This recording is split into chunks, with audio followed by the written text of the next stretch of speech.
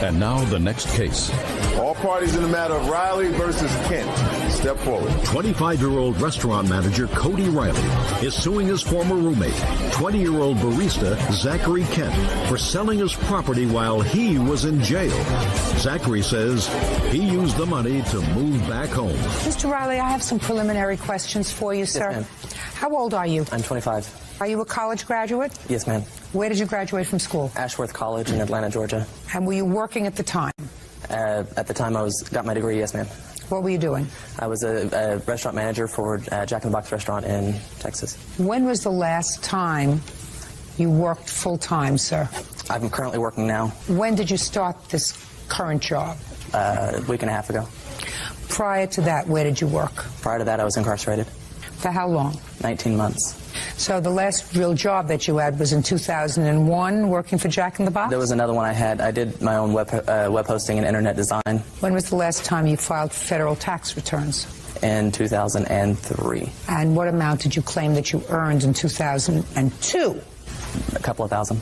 2002, did you file tax returns for 2001? Yes, ma'am. From working in Jack in the Box? Yes, ma'am. How much did you earn there? 19 and change. 19,000? 19,000, yes, ma'am.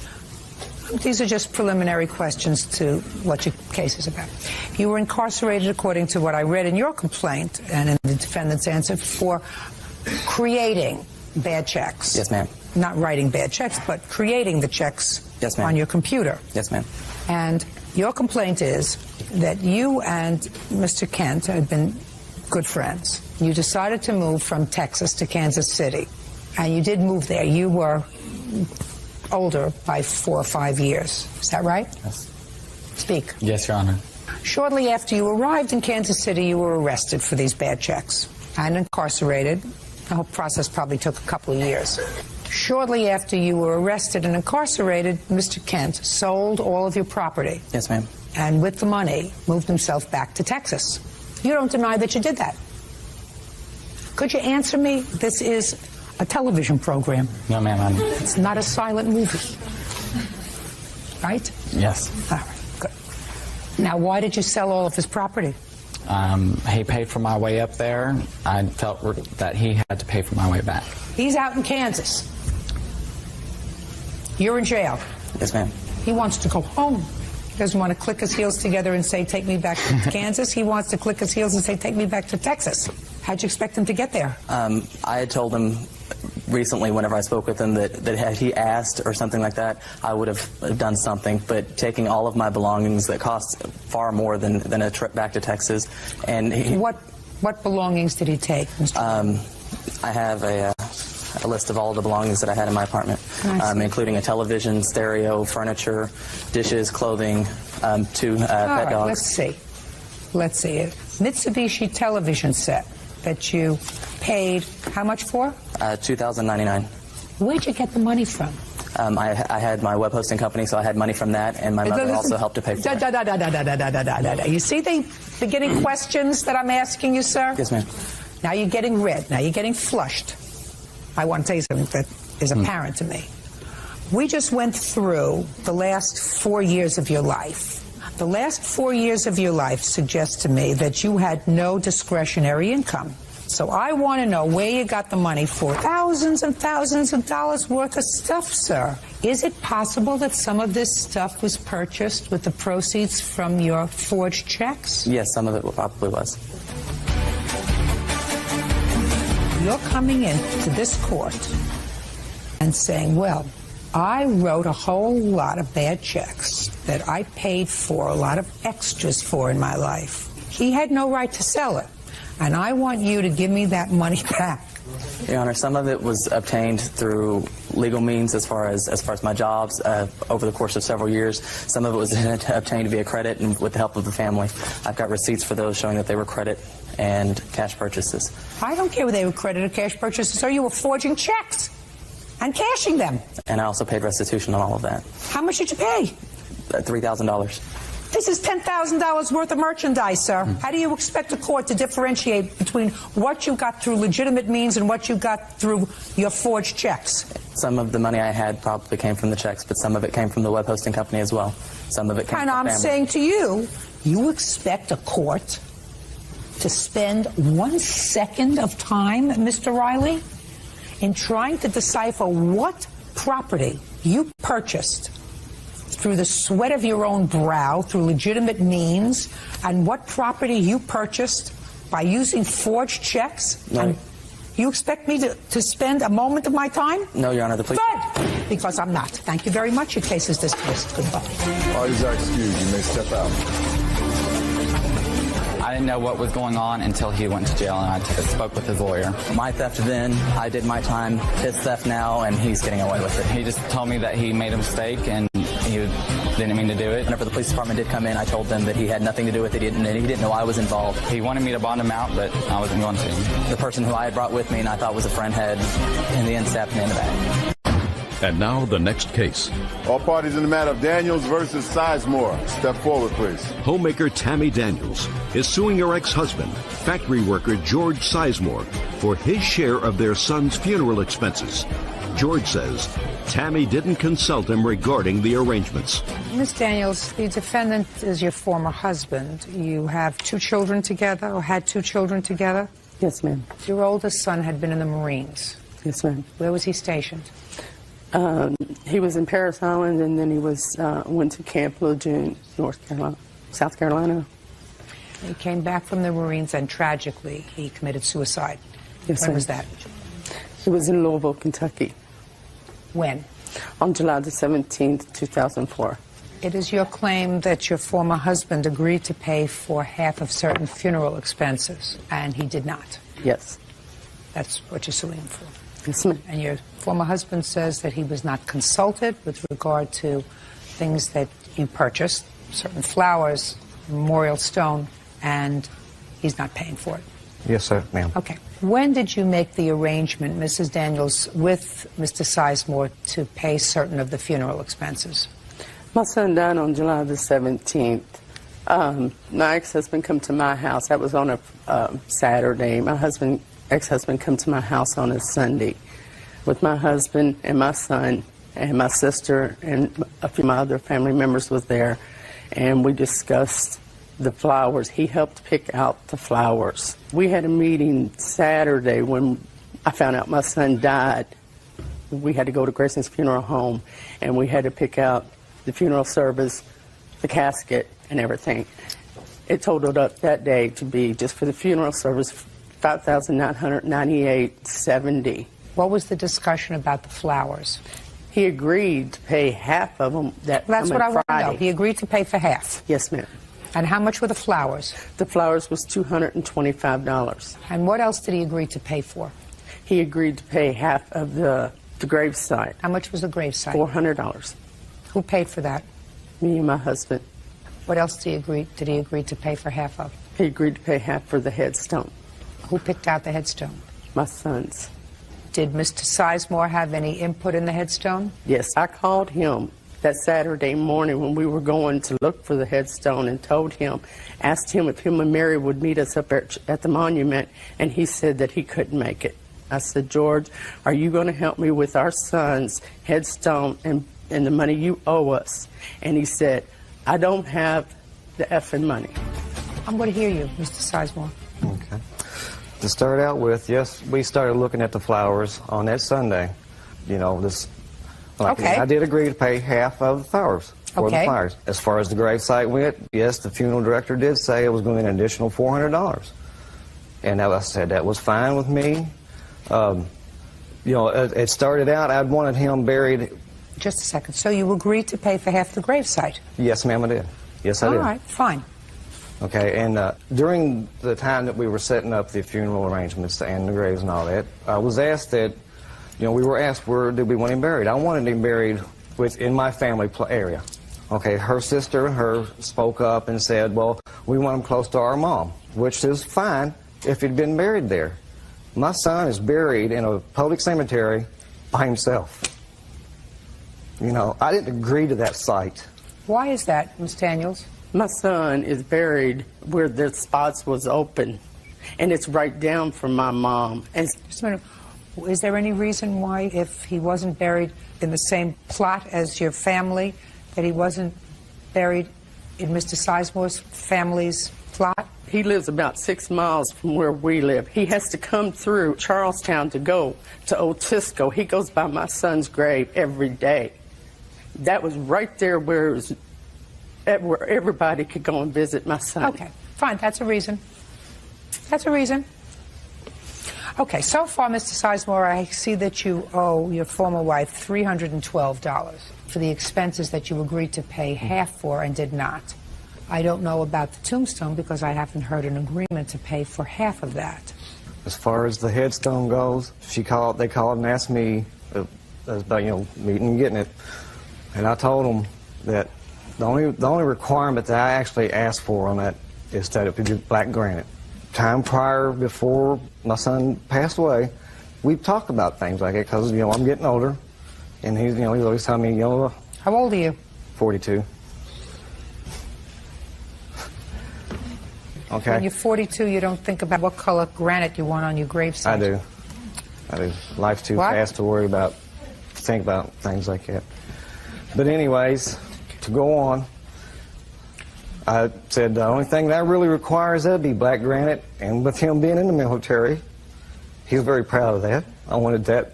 I wanted something with his battalion or whatever. And I said, I will not pay over $1,000 for my half of this headstone. Okay, so how much was that stone? The headstone totaled out to $3,745. Okay. So he already told you that he wasn't going to pay for more than $1,000? No, he did not. He told me he would pay half when I talked to him on the phone. Was the stone that you selected black granite? Yes, ma'am. Is black granite? He's never been here to see. Ma'am, I cannot go up there. My family's gone. I said, yeah. So as far as I know, it is, yes. Okay, well, then you got half of what you want because I assume it doesn't say anything about the military. Is that right? Ma'am, I don't know. Yes, it does. This guy's military picture on it. So it has his military picture on it. So you got your black granite and you got his picture on it. Okay. Right? Yes, ma'am. And you got to pay $1,000 for it. That's what you said. Let's say that's what you said, that you were going to pay $1,000 for it. So that's $1,312. Look, Miss Daniels, when somebody dies prematurely like this, anger is a much easier emotion to deal with than loss and sorrow. Don't be angry. Don't be angry at her. The fact that your son isn't buried in a place that you would have preferred. I'm not angry with her. So don't be angry. I'm not. You have to sort of put a period, take care of this responsibility. Yes, ma'am. And look forward. Don't say anything else. That's all. Thank you. Parties are excused. You may step out. It's just another line of her harassing me. He lied. He knows all about it. He's the one who has to deal with what a disgrace of a father that he really is. I guess probably because she wants me to come back to her and it's not happening. He wouldn't return her call. He's behind in child support. He won't pay nothing. All she had to do is give me the receipts, Instead of calling me up on the phone telling me I killed my son. He's the one who's got to stand in front of God on Judgment Day. And now the next case. All parties in the matter of Dwyer versus Dwyer. Step forward, please. Program coordinator Yvonne Dwyer is suing her daughter, 24-year-old fast food worker Danielle Dwyer, for unpaid rent when Danielle lived with her. Yvonne says she kicked Danielle out when she found drugs in her purse. Ms. Dwyer, the defendant is your daughter. Yes, ma'am. According to what I've read, you claim that your daughter owes you about $1,000 in rent for the 10 months that she lived with you. And she agreed to pay rent of $100 a month. She did not pay. Your daughter answers that she was arrested twice on your complaint. The first time was for check fraud or something. Yes. Your mother was the complainant in that case. When she got out of prison, she had restitution to pay. And the second time she was arrested was for the possession of, I think, marijuana in your home. You were, again, the complainant in that case. There was never an agreement to pay rent, according to her, and that's your defense. Yes, ma'am. Tell me about this check fraud. When was it? It was January of 2004, I believe. You were writing out checks on your mother's account? Yes, ma'am. In what amount? It varied. Small amounts, $50 maybe. Were you living at home at the time? Yes, I was. Is that the period of time that she was supposed to be paying rent? No, ma'am. And the period of time that she actually committed the check fraud was in '03. Pressed charges in March of '03 on that. But she was not paying rent at that time. It No, was ma'am, when she was came not. out of jail after she was convicted. Actually, never. She spent a very short time in jail for that. She never served actual time for the fraud. You took a plea in that case? Yes, ma'am. With restitution? Yes, ma'am. Restitution to be considerable paid to your mother? Yes. In what amount? It was over $2,000. Did you pay it? No, I have not paid all of it. Did you pay any of it? Yes, ma'am, I did. How much? I'm not really sure. It How was much? a matter of time. $25. It was more than that, ma'am. 100? Possibly. It was very difficult for me to pay the money because I had a criminal charge and it was hard for me to find a good job. You can always get a job. You may not be able to get certain jobs. They're not going to hire you in a bank, but you can certainly get a job. Do you work now? Yes, ma'am. Where do you work? I work for a restaurant. Fine.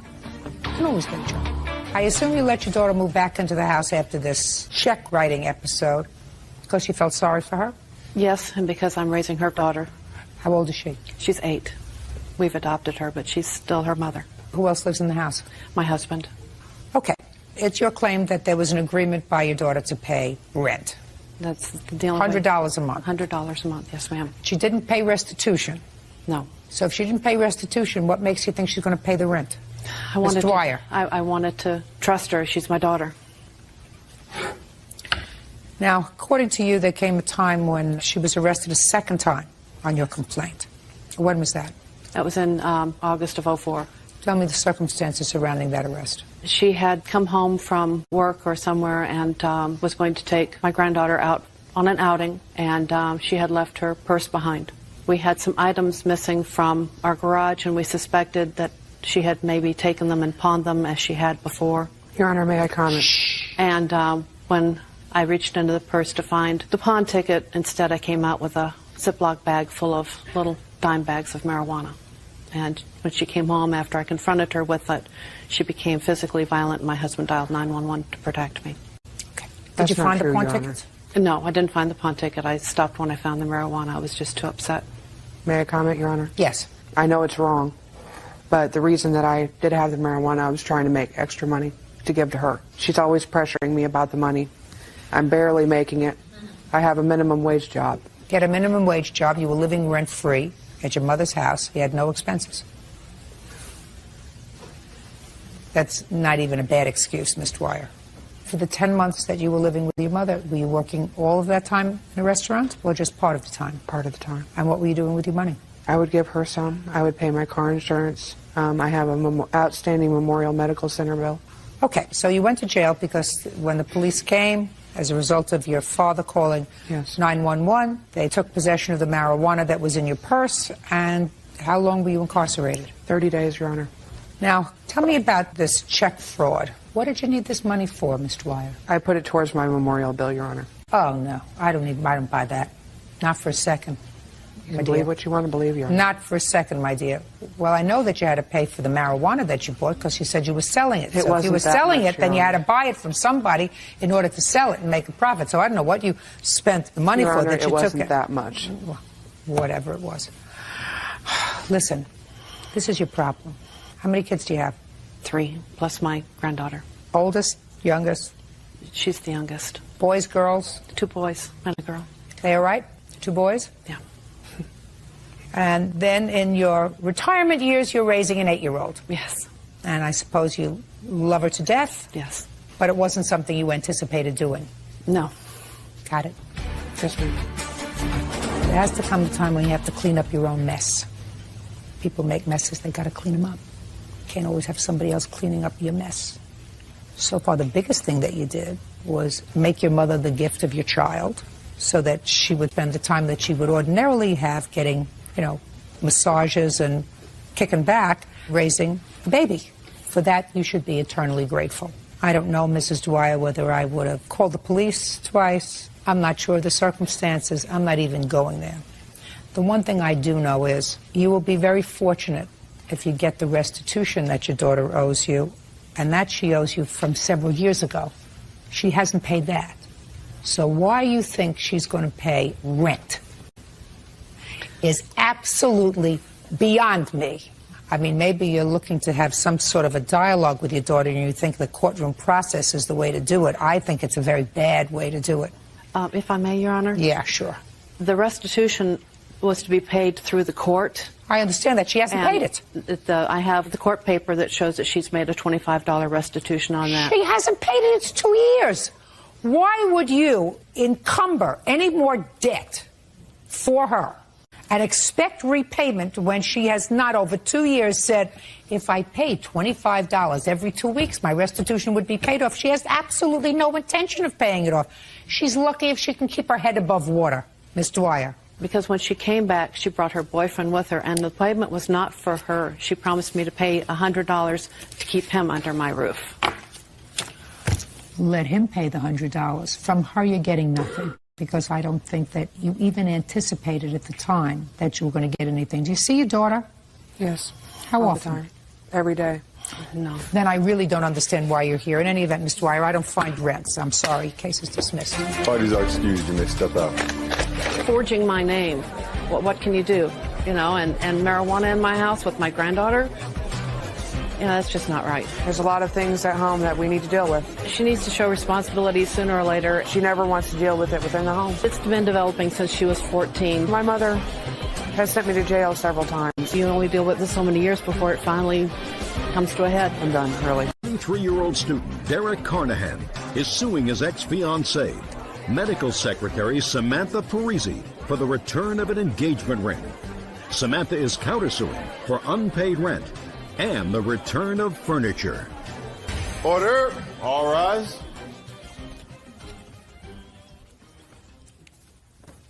Yeah, this is case number 525 on the calendar in the matter of Carnahan versus Parisi. Parties have been sworn in, Judge. You may be seated. Folks, have a seat. All right, this doesn't look like a very complicated case. Let's see how expeditiously we can deal with it. Can I have the ring, please?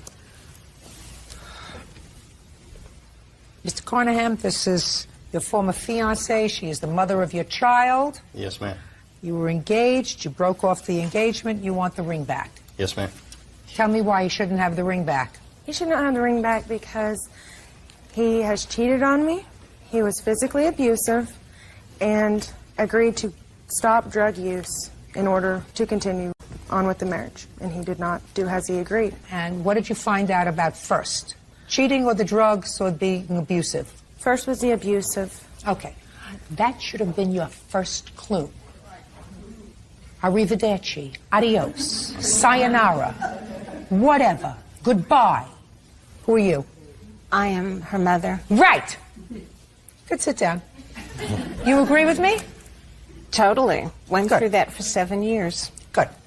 So after he abused you, you stayed with him for 7 years, and did he abuse you before or after you had a child with him? After. Before you had a child with him, he wasn't abusive?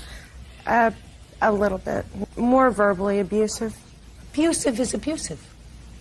So, he's abusive, you have a child with him, then he becomes verbally and physically abusive. And when was he using the drugs, before or after you had the child? After. And what about you? I used drugs with him at the end. After? After the child, yes. And when did he cheat on you? In December of '04. So you think that you're lucky to be rid of him, right? Correct. Who's paying for the ring? My mother has for the past 5 months. Is that right? That's incorrect. Well, show me the bills and show me your checks that you paid for it. She did make 2 payments. We had a verbal agreement. I had a verbal agreement with Linda. When was the last time you made a payment? November. She made December and January. How many payments did you Your make? Honor, he stopped making payments. She moved back into my house in June. He immediately stopped making payments. On the ring? On the car. I'm not talking about the... I don't care. Listen. Okay, the I'm ring talking was about paid ring. for. What? The ring was paid for by my co-signing of a note on his car. So the car is Finance. actually paid off. I mean, the ring's actually paid off. I'm sorry. Ring was Oh, paid just a upon second. purchasing. I see. So you used the car as collateral? Exactly. And they've got the car also. How much did you physically actually pay towards this ring? The whole entire amount. Well, you paid for it with the car loan. That's correct. And when was the last time you paid on the car loan? November. November, December. I've been trying to have verbal. I had a verbal agreement with her. She used my daughter as a pawn to come and try to repossess my car, And, you know, I mean, they owe me money. Samantha owes me $500 Listen, previous to this. Shh. Just a second. I'm getting unsympathetic with you, sir. Okay. How much did the ring cost? $42.95. How much did you take out a loan on the car for? I put $1,000 down. I had $1,000 cash in the bank, and I put down $32.95 that I borrowed from the bank. Do you have the car? Well, it's, yeah, repossessed or has it in storage. Okay, so you have the car. I have the car because when she left the relationship in June, he stopped making payments. On the car? On the car. I understand that, but the car, let's say this and the car are one and the same as far as the money is concerned. Right. So if you have the car, he gets to keep the ring. If you have the car... Well, but there was more to it. When she left the house, he took all the furnishings. Sit down. I'm not listening to me. Okay. Sit down. Listen. Sit down. Give him the ring. You people are playing with each other. You're not going to play with me. Okay, now you have the ring back. Now I get to the counterclaim. You lived in an apartment together. Yes, ma'am. Is that right? Yes, ma'am. You say in your counterclaim that you were being sued by the landlord for unpaid rent after you left that he should be responsible for, that you have paid. Can I see that you have paid money to the landlord? Are you on the lease? Yes. Good. How much did you pay? I am making monthly payments. In what amount? I owe $100 a month for 12 months. Because they evicted you, is that right? They evicted you, is that right? No, ma'am. That's what the manager said. I'd already moved out. I mean, when they filed for that deal, I was already moving out. I was in the process of moving out. They were. When was your lease up, sir? I'd say probably June or July the lease was up. Why do you think she should be responsible for this $1,200? Not the total $1,200. I don't believe she's totally responsible for that. I mean, I feel I'm half responsible just as well as she. Good, give me the ring back. Judge Judy continues in a moment and says ex-fiancée Samantha Parisi won't return the engagement ring. Samantha says Derek abused her and cheated on her. You threw her out of the apartment. No, I didn't totally throw her out. Oh, yes, you did. That's what you said. That's what you swore to in your complaint. You said, I broke up with her and told her to leave. Yes, ma'am. Okay. Now, when you moved into this apartment, who purchased the furniture? It was mainly my furniture. It's my furniture. I purchased the furniture. Show me. There's nothing I can show you. I mean, I've got a list of furniture she's got, that she took. And, I took some and she took some. And she took some when she left? Yes. What did you take when you left? A bag with about a week's worth of clothing in it and the clothes on my back. What furniture did she take? She's got the big screen TV. She's got the kitchen tables. Just a second. 2 of them. Did you take the big screen TV when you left? Yes, I did take the TV. What else? DVD player, surround sound. Was that left? The DVD player was a gift from my mother for Christmas. And the TV? We had purchased that. What else did you take? All my daughter's belongings, her toys, everything of that nature. Well, where was the child living? The child was living with Linda. So why shouldn't she take the child's toys? She come and stayed with me, too. At given times. She took everything. To me, sir. Yes. Why did you leave the TV there when you moved out? I didn't leave it out. She come over while I was gone and took all this stuff. Just a second. The day that she came over with the landlord, are you telling me that all the furniture was still in the apartment? Yes, that's what I'm telling you. All of the furniture was still in the apartment? There was a majority of the furniture in the apartment. I said, was all the furniture in the apartment? No, not all of it. What had you taken out? I'd taken... Be careful what you tell me. I'd taken my bedroom furniture. So the bedroom furniture was gone. What else? I believe the couch was gone. So the living room furniture was gone. What else? And that's about it. I took the couch, the recliner, and my bedroom furniture. Who bought the couch? I did. Is that right? The couch I do believe he paid for. And the bedroom furniture? My money also. Is that right? I've got the receipt here. It is in his name. But I have showing that the purchase was taken out of my personal checking account. Can I see it? Also, there's the mattress, a Serta pillow top mattress that my mother had purchased. And I don't have a receipt or anything on that. I have an estimate. Is that right, sir? She wrote a check for it, and I gave her the cash money. Well, where did she get money to put in a checking account? From me. Only from you? You were the only one working? Yes, at this time, she didn't work. She hasn't worked. She didn't work for over a year. I supported her and my daughter. She didn't go to school. She didn't work. She didn't do nothing. Well, who took care of your daughter? For a period of about 3 months, her mother was watching our daughter. And what was she doing? Nothing. You mean that your daughter was living with her grandmother? Yes, and Samantha did absolutely nothing. Just a minute. Let me understand this. Baby was living with the grandmother. Yes. And she was living with you. Yes. And you permitted that? I didn't want that, but at that particular time, my name wasn't on the birth certificate due to the help and coaching of Samantha's mother, Linda. So when Linda gets custody of my daughter, I went down to Oklahoma City and filed and put my name on the birth certificate to seek custody. I have a question for you. Would you stand up, please? You turned the truck. We're getting back to the truck. You turned the truck into the bank. Yes.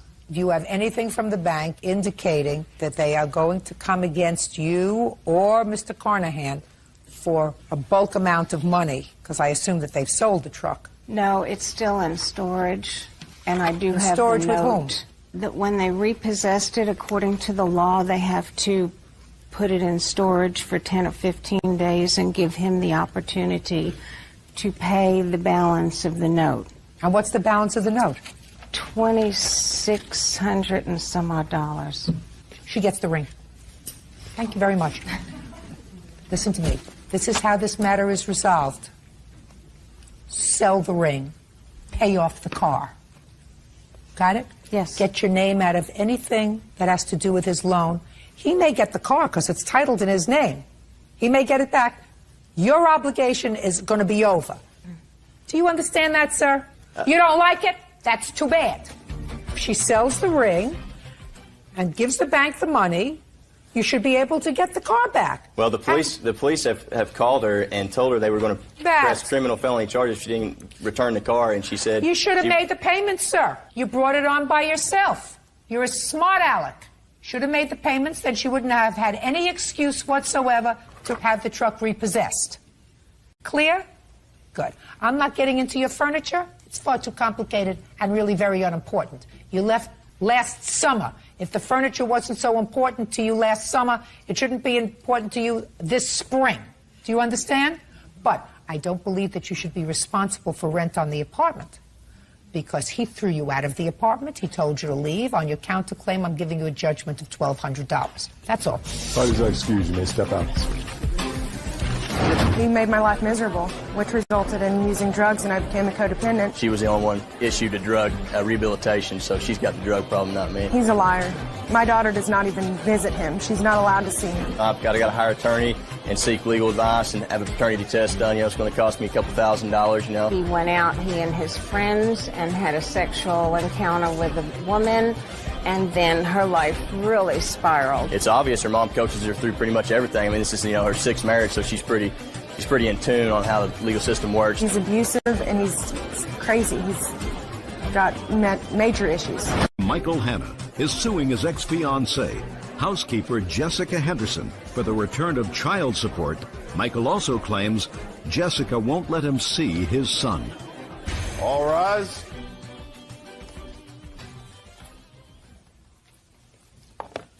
Yeah, this is case number 514 on the calendar in the matter of Hanna versus Henderson. Parties have been sworn in, Judge. You may be seated. Mr. Hanna, you and the defendant have an on-again, off-again sort of relationship, and you have a child together. According to your complaint, you were ordered to pay child support, which you did in fact pay, which was probably being deducted from your salary. Yes, ma'am. And there came a time when Miss Henderson and your son moved in with you. They lived with you for 2 months. According to you, she was supposed to stop the child support. She did not, and that money was taken out of your check while she was living with you. You want that money back. Correct. In addition, you came home one day and found that she had moved out of the house, taken all your furniture, and according to you, took $500 with your ATM card. Yes, ma'am. Ms. Henderson says she has your permission to take the furniture and the money, and in addition, that you told her that since she was getting child support from you, she had to take care of all the child's expenses when you were living together, so that she's entitled to that. When was your son born? January 29th, 2 years ago. Were you living together at the time? Yes, ma'am. When did you separate? About 4 months later, I was at work, got a phone call from a friend of mine, says Jesse came out of an apartment complex, known to be one. Listen, I just asked you for a date. Okay. You know. It's probably 4 months after my son was born. Did you start to pay child support immediately? Yes, ma'am. That was as soon as she moved out? Yes, ma'am. Now, when did she move back in with you? Well, we got back together, and I was staying with her at her East 46th Street house, and she said we need to get a single house for us and the kids. So for the next 4 months, we was looking at houses. I bought a 4-bedroom house in the suburb of Cleveland, Parma. I thought everything was going good. When she moved into the house that you bought, was she giving you any money? She did at first. She gave me $3,000, help pay for, like insurance and stuff like that. So she stayed with you for 2 months in the new house that you bought? Yes, ma'am.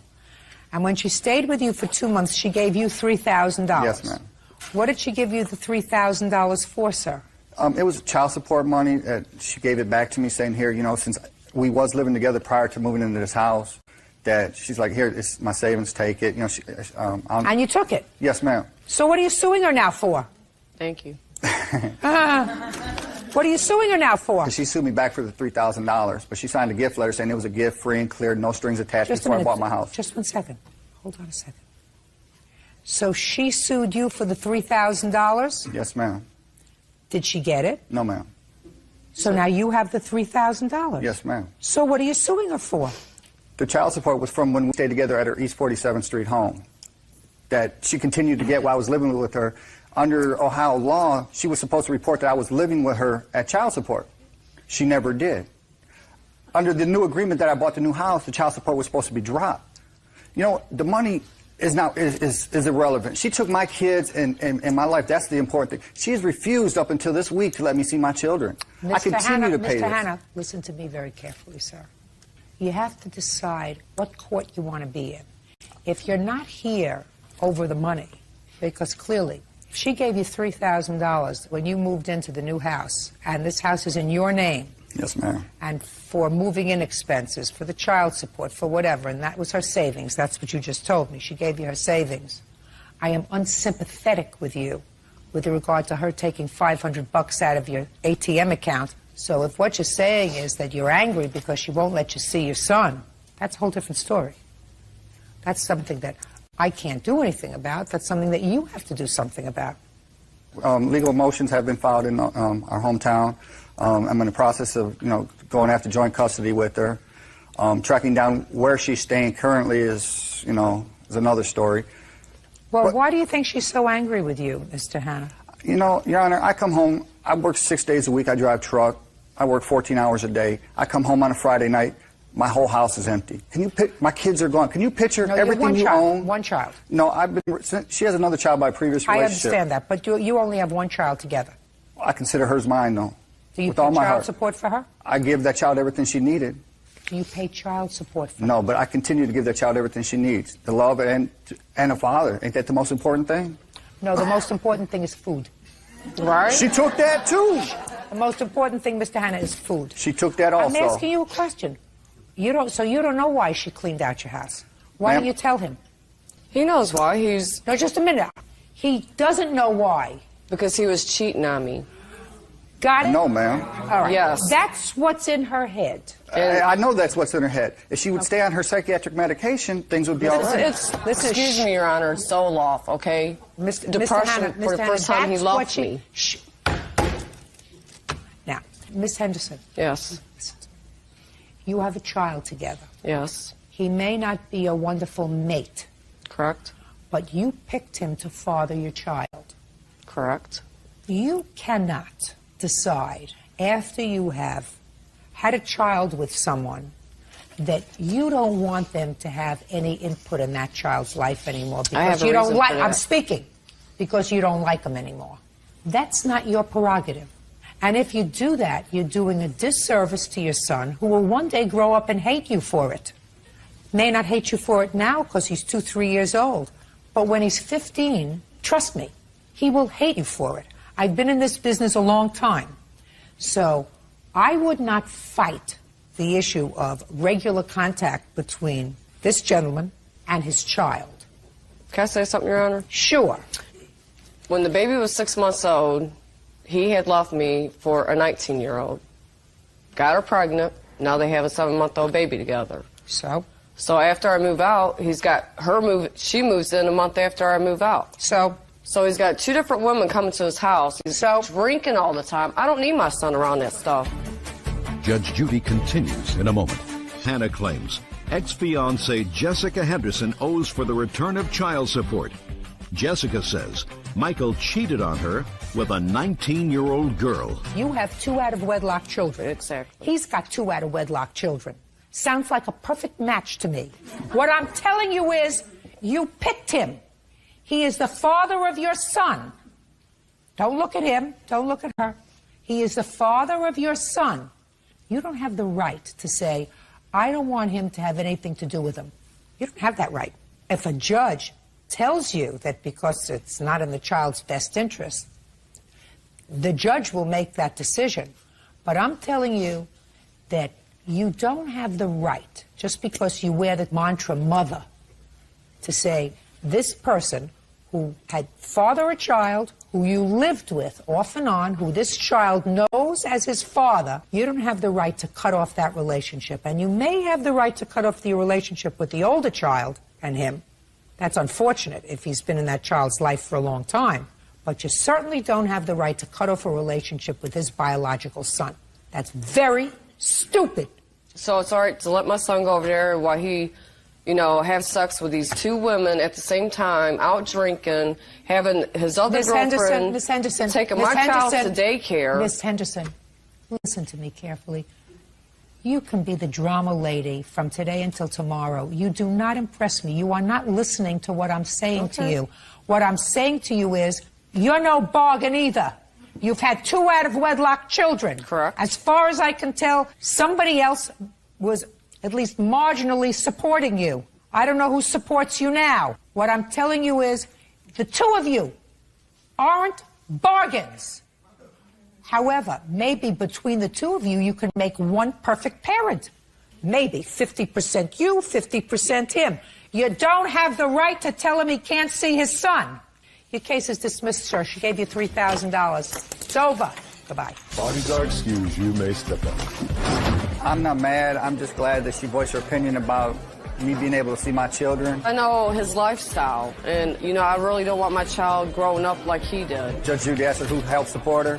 She lives with a 72-year-old sugar daddy. I know what goes on when the children aren't there. Maybe if I'm living the lifestyle she accuses me of, maybe she still wants a part of it. I don't know. He's not ready to be a father. She'd still be in my house and still be with my kids right now if she wasn't, she'd just leave the drugs and everything else alone, He'll go his separate way and I'll go my separate way. 7-year-old office clerk Chad Smith is suing his ex-wife, 23-year-old car detailer Amber Hampton, for return of child support.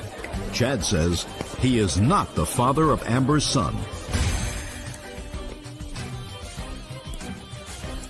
That's case number 441 on the calendar in the matter of Smith versus Hampton.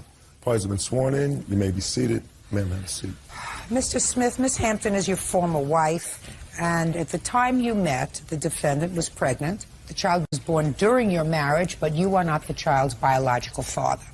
No, ma'am. It wasn't born during the marriage. No, ma'am. When was he born? February 21st, 2001. And when did you marry? In April 2001. Could you keep your voice up, please? I'm old and my hearing is not as good as it used to be. April 2001. Okay. I only devour litigants on Thursday. When did you separate? It was about July 2001. So you were together for 3 months? Yes. When were you divorced? Well, to the courts, we were divorced in 2002. So you lived together as husband and wife for 3 months? Yes, ma'am. And the boy was born prior to that, but it was both of your understanding that this was not your biological child. Yes, ma'am. According to your complaint, you were incarcerated off and on from 2001 to 2003. Yes, ma'am. During that time, Miss Hampton obtained a divorce, named you as the child's father, and at some point you were ordered to pay child support. You were not present in court. Yes, it was a default. I don't know whether you were in jail or out of jail. Were you in jail or out of jail when there was a default? I was in jail. Had you been served with the papers? No, ma'am. In any event, subsequently, when you got out of jail, you went to court and you had the child support order stopped. But in the interim, money was deducted from whatever salary you had. Yes, ma'am. So you want that money back? Yes, ma'am. Ms. Hampton said that you were aware of the fact that you were not the child's biological father. You agreed to assume responsibility for his care. Your name is on the child's birth certificate. Is that correct? No, ma'am. Is not? No. He was in jail at the time Tyler was born, so he was not able to sign the birth certificate. Let me ask you this question, Ms. Hampton. Why did you, in the judgment of divorce, name Mr. Smith as the child's father? I told my lawyer that he wasn't the father, but he had claimed responsibility. And my lawyer said that since we were living together before the child was born and afterward, and that he wanted my son to have his last name, that he was responsible for it. Well, all of that is supposition on your lawyer's part, if in fact he told you that, because A, he had not signed the birth certificate, B, he had not claimed responsibility, and more importantly, according to the timeline that both of you gave me, you were married in April of 2001, and less than 3 months later, you separated. So this commitment that he made to your son was of short duration. Then he was in jail. Who was the child's father? His father's name is Mike. Is what? Mike. Mike. And did you notify Mike that he has a son? He knows, but we have no contact with each other. Well, who supports the boy? I do. And how long have you done that? Since he was born. Good. Then why did you pursue Mr. Smith for support? I had quit working after I had my second child, and I went through family assistance, and they went after child support. So you went on welfare? Yes, ma'am. After you had a second child with whom? His name is James. Shh.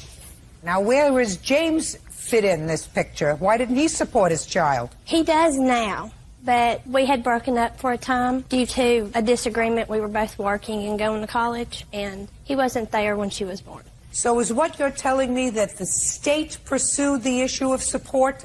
Yes, ma'am. Did you receive any of this money, or did it all go to welfare? Part of it went to welfare, and then I received the other part. Well, do I have any indication of how much you received for the child support as opposed to the state? I have none of that paperwork. DHR. Do you?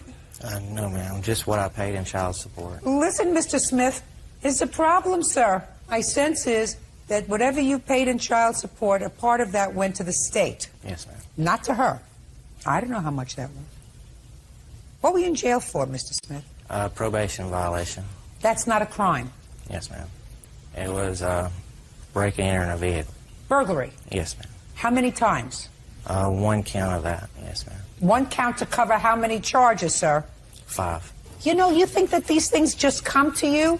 No, ma'am. There's experience there. You don't spend that much time in jail in this country with overcrowded prisons, unfortunately, for one count of breaking and entering into a car. But when you've been arrested a whole slew of times and you get a lawyer who says, look, lump them all together, one count, how much time did you serve? I was placed on probation under youthful offender. And? And then I had a 3-year sentence if I broke probation. And did you? Yes, ma'am. How? Failure to report to my probation officer. Anything else? That should be it. That's it. You mean to tell me they put you back in jail for how long because you failed to report to your probation officer? Is that what you're telling me, Mr. Smith? Well, it could have been... And I don't want you to look over there. I want you to try to bring those eyes right back here. I got attempting to elude because I had... Attempting to elude? Yes, ma'am. Which means that you were running away from the police? Yes, ma'am. When they came to bring you in so that you could chat with your probation officer? Yes, ma'am. Now, when you were attempting to elude the police, how did you do that, Mr. Smith? I ran. How long did it take them to catch you? About 6 hours. So you were running pretty fast. How long have you been out of prison, Mr. Smith? A year and a half. Any trouble since? No, ma'am. Did you learn your lesson? Yes, ma'am. Judge Judy continues in a moment. And later today, says his ex-wife, Amber Hampton, falsely named him as the father of her child. He is suing her for the return of child support. The problem, Mr. Smith, is that probably a good piece of this money went to the state where you live because they were supporting her and this little boy. How much did you pay for the divorce, sir? I haven't paid anything. And are you divorced now? Yes. Okay, and you paid about $3,000 in child support? Yes, ma'am. You're going to have to consider that the cost of your divorce, sir. If you don't want to think of it as child support, think of it as the cost of your divorce, because it is impossible for me to determine how much money of the money that was deducted from your salary went to Miss Hampton and how much went to the state. And I certainly can't, although there's a basic unfairness about it, I certainly can't say to her, you have to return the money to him when she didn't get it. So, you made some mistakes in your life, sir? Yes, ma'am. This was just another mistake. Costly, unfortunate, but there's nothing that I can do to help you. I also had my lawyer fees where I had to take her back to court to get everything dropped. That's a different story. Let me see that, please.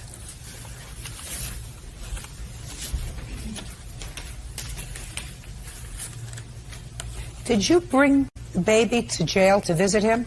Yes, ma'am. He had called me a little bit before Father's Day, and I was nice enough to take Tyler up there to see him. Why did you do that, sir? Because then I had found out that she had filed for divorce stuff. Why did you ask to see the baby? I didn't. She brought him up there. He asked how me and him were doing and everything like that, so I didn't. But he didn't ask you to have regular visits with him while he was in jail with the baby? Until right after we went to court and I did my statement to the judge, I had no idea where he was. I hadn't seen him. So the answer is no. So how much in total did you pay the lawyer, sir? $500. Okay. Do you have the final copy of the judgment of divorce with Yes, the modification on it, deleting the child's name? Let me see, please.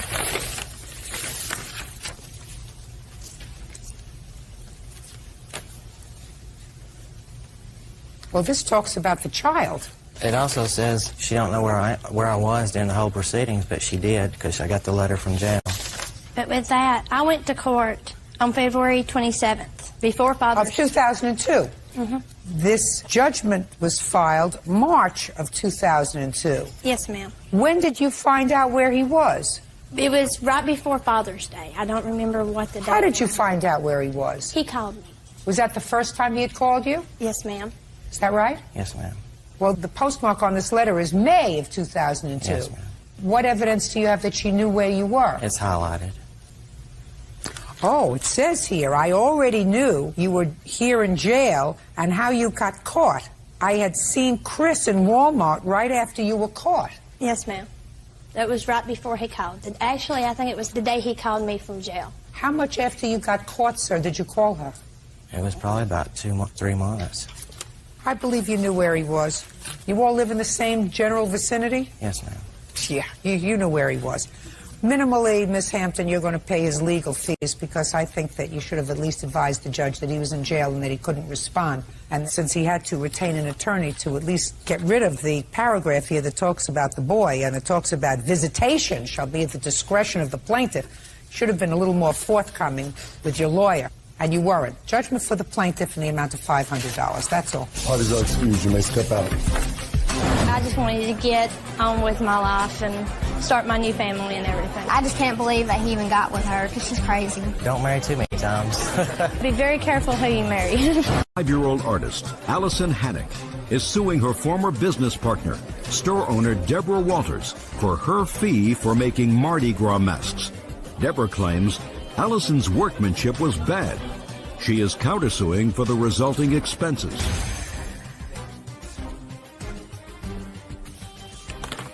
Your Honor, this is case number 524 on the calendar in the matter of Hannock versus Walters. Parties have been sworn in, Judge. You may be seated.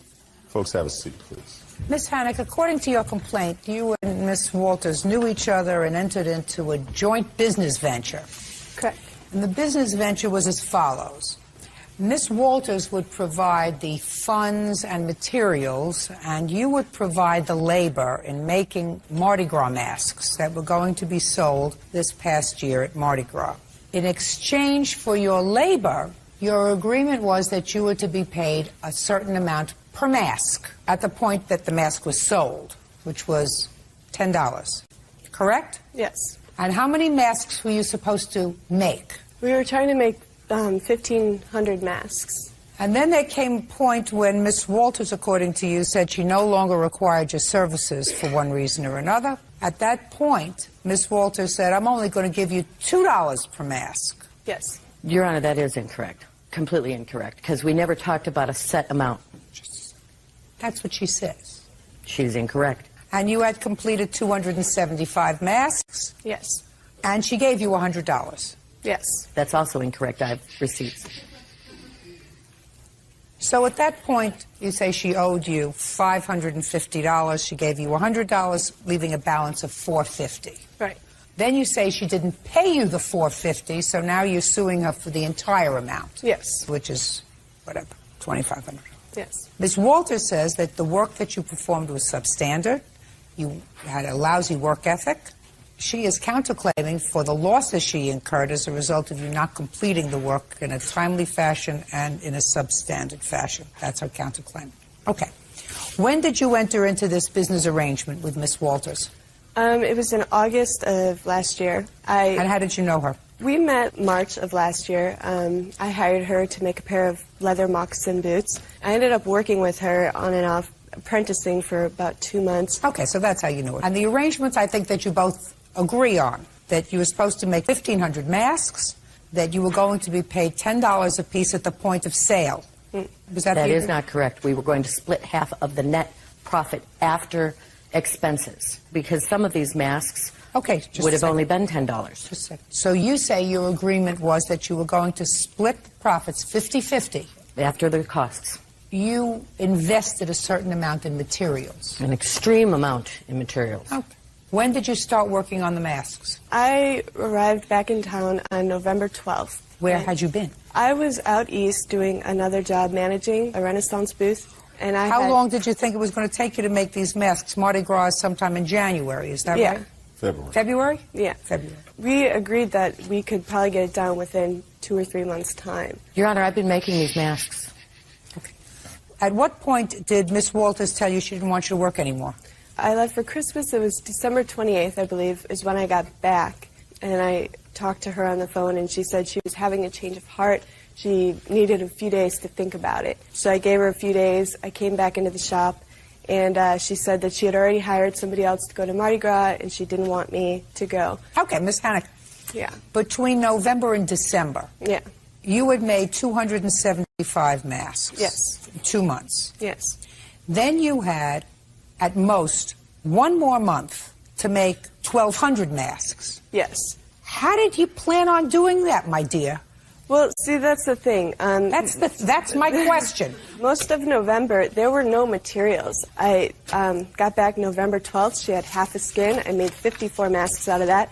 She did not order any more materials until November 30th. And I was pressing her. I was like, we have a lot to do. I have a lot of work to do. I can't work if there's nothing to work on. Shh, just a second. When did you leave for Christmas? I left on the 23rd. At the last minute? If you interrupt again, I'm going to rule against you. Do you understand? Yes, Your Honor. This is not a tea party. So she's going to have an opportunity to tell me her side of the story. Then it's going to be your turn. So you're going to have to learn to control yourself. Yes, Your Honor. That's the second time you said yes, Your Honor. Third time, you're out of here. Do you understand? Good. And that means your counterclaim is dismissed, and that means that she will be successful. Understood? Good. Okay. Now I forgot where I was. Do you remember where I was? I have no idea. Yeah. Somebody put a period. Okay. So far, I have 275 masks completed at the time when she said, I don't need your help anymore. Yeah. And how much do these masks sell for? About $20 at the cheapest. Is that correct? That is not correct. Okay. The base price is $10. Can I see an example of some of the masks that she completed? Is that one? Can I see it, please?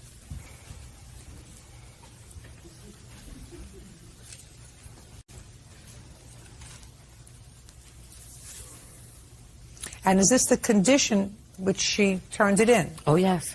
Is that correct? I don't know that that's my work. It is. Okay, well, if you don't know and she's saying it is, then I have to assume that it is. Can I see an example of finished work that you think is quality work? Because that's one of your complaints.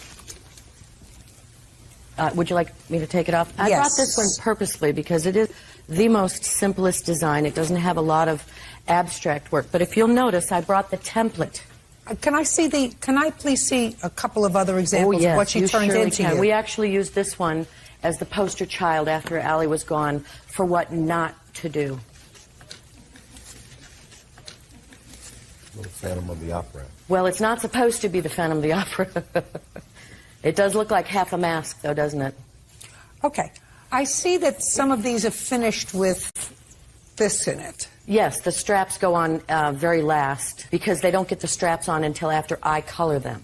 I see. So it was your responsibility to color them, her responsibility to prepare these. That was just the beginning of her responsibility. To receive half of the net profit, I have with me a 16-step process which includes and is not limited to just the tracing and the molding of these masks. It goes on for 18 more steps. Well, I have only so many good years left in my life, so I'm not interested in reading your 16 pages.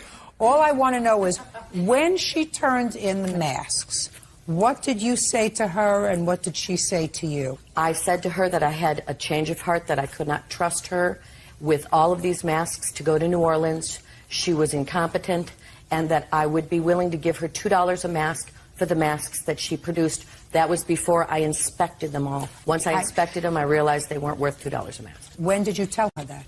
That was sometime in January. Okay. You're stuck. You're stuck with $2. Judge Judy continues in a moment. Hannock says her former business partner, Deborah Walters, never paid her for making leather Mardi Gras masks. Deborah says the masks were of poor quality.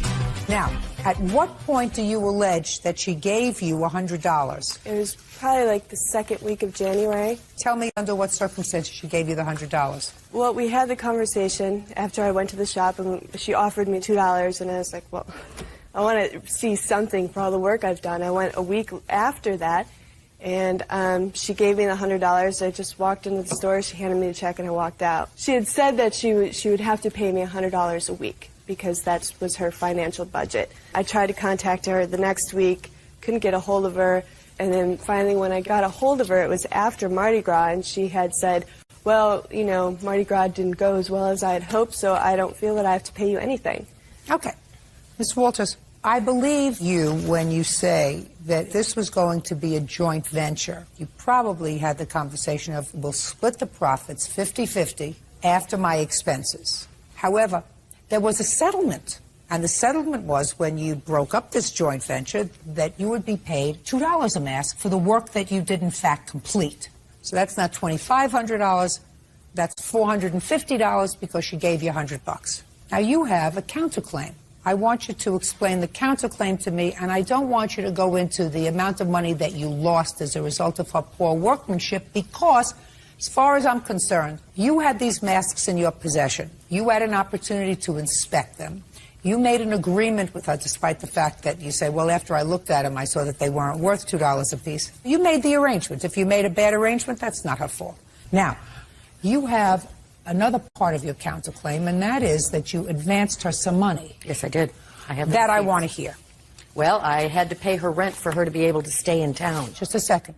Tell me about the conversation where she said she needed rent money. Immediately upon getting into town on the 12th, as she said, she owed the person who she worked for before, red flag, $300, and I had to pay basically to get her out of hock from her last job for $300. That's this particular check. Just a second. I don't understand. Then the next check. You're not listening. You're not paying attention to me. Don't have your own agenda. My agenda is the only one that counts. I don't understand. I had to get her out of hock from her last job. That's a conclusion. What did she say to you, and what did you say to her? She said, I owe him $300. I need to pay him. This will be a draw from our Mardi Gras fund at the end. What was the $300 for? She paid me $300, but she paid me, I worked a Renaissance fair with her. She paid me $75 a day for each day. It was 3 days. And she was paying me $8 an hour to work in her store on all of these projects that she had to get done. I never had her as an employee in my store. The reason she's saying that is because I never filled out any W-2s. Okay. How come from December until now you didn't file a claim against her for this $300? I was not planning on suing her. I was going to eat my losses, but once she brought me to court, I feel that it's only fair. If she wants to sue me for half of the profits, she should be responsible for half of the loss. Well, she's not going to be responsible for half the loss. Is that what you wanted to pay for? She's not responsible for half the loss. Well, you that's settled with what her. my counterclaim is. I thought your counterclaim encompassed these loans that you made for her. If you say not? My counterclaim is for $2,100 to try to recoup some of my losses. Okay. Ms. Walters, then you make my job much easier. If what you're suing for is for half your losses, what I have found is the two of you settled whatever business venture this was when you agreed to pay her $2 a mask and she agreed to accept that amount.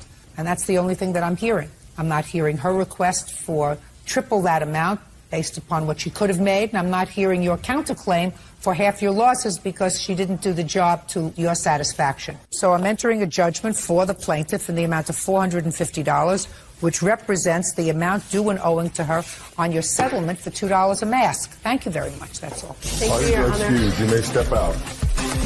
She came into Prescott after being gone for a while, and it was party time. Oh, that's not true at all. I was working very hard. Judge Judy rocks. I really like Judge Judy. She's pretty cool. And now the next case. All parties in the matter of Karras versus Tierling, step forward. Retail manager Karen Karras is suing her ex-boyfriend, construction salesman Steve Tierling, for unpaid rent and for money she loaned him to feed his children. Steve says Karen is crazy. Ms. Karras, you briefly had a relationship, according to what I read, with Mr. Tierling. And you claim that he stayed in your house for 2 weeks, for which he owes you expenses. Yes, Your Honor. And in addition, you say he owes you some money for a small loan that you gave him. Yes. Mr. Tierling says, I'm paraphrasing, you're a nut. You hit it. You may be right. Why did he move into your house?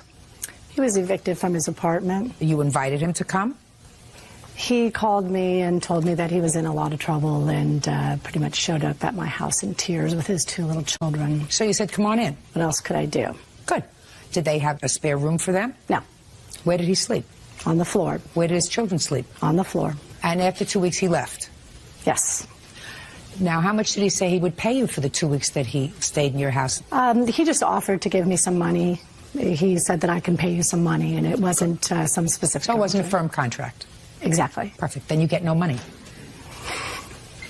Now let's move on to what this loan was. You want to tell me about it? He said that he needed some money. He said that he didn't have any food for his children, and so I gave him some money because I was afraid that he wasn't going to be able to feed his children. Good. How much did you give him? $50. That was nice of you. It was a loan. Well, you said it was a loan. That's not what you just told me. You said you were afraid he wouldn't have money to take care of his children. He asked to borrow. He asked me to borrow the money, and I agreed that I would lend him the money, and he agreed that he would pay me back. Tell me about the conversation. Well, he said that he needed some money, and I said that I would agree to lend him the money, and when I agreed to lend someone the money, then I expect them to pay me back, and he did agree to pay me back. So it was a loan. Did she give you $50, sir? Yes, she did, Your Honor. Okay. Did you give it back to her? Not in that way. What did you do? I took her out for dinner, drinks, lunch. You did? Yes. When? Shortly after I stayed at her location, which wasn't 2 weeks. I was only there for 3 or 4 days. I dismissed that part of this lawsuit. Okay. I was interested, Mr. Tierling, because you indicated in your answer that the plaintiff has tried to sue you before for something. Yes, she has, Your Honor, and I have paperwork here. Can I see the paperwork for the I'd prior like lawsuit? It was a loan for a futon, which was, the case was dismissed. I paid her back. That has the receipts and everything right there. You sued him for this $50 already. But when he paid me exactly for the futon, he did not pay for any of the other things. That doesn't make any difference, madam. Your lawsuit that was dismissed sought as a claim a $50 personal loan, as well as the balance on a futon. Right, and there was also a $200 loan as well that's not even indicated there. Let me explain something to you. You have a responsibility, unless you want to abuse the legal system, to include everything in a lawsuit. You can't sue him for $50 on Monday, futon on Tuesday, $250 on Wednesday, because that suggests to me that he's right when he says that you're a nut. So I think that you have to put a period. He's not interested. He doesn't want anything to do with you anymore. He's moving on with his life. Kiss him goodbye, figuratively, and kiss me goodbye, figuratively. Your case is dismissed. That's all. Parties are excused. Literally. Step out. Well, I didn't get to explain my Halloween lights here. My main purpose here today was to make sure that he showed some appreciation. They were actually cut off of my home. Completely untrue. Is this another one of his blatant lies? She wants to still keep seeing me. I think it was all frivolous, little lies, emails. My emails and voicemails and notes said, I never want to see you again. The last thing was a brick tied around a note. That was when he owed me the money and he was refusing to pay me the money. It's a case of fatal attraction. And now the next case. All parties in the matter of Young versus Elahi, step forward, please. 19-year-old bank teller Chris Young is suing limo company owner Mike Elahi for ruining his prom. Chris says the limo was too small and over an hour late. Mr. Elahi, you own a limousine company? Yes, ma'am. How many cars do you have? 4. How long have you had the company? This company is about 2 years. What kind of cars do you have? I have a sedan, SUV, an Excursion, and Hummer. Mr. Young, yes. You, according to your complaint, hired the defendant for a prom. Correct.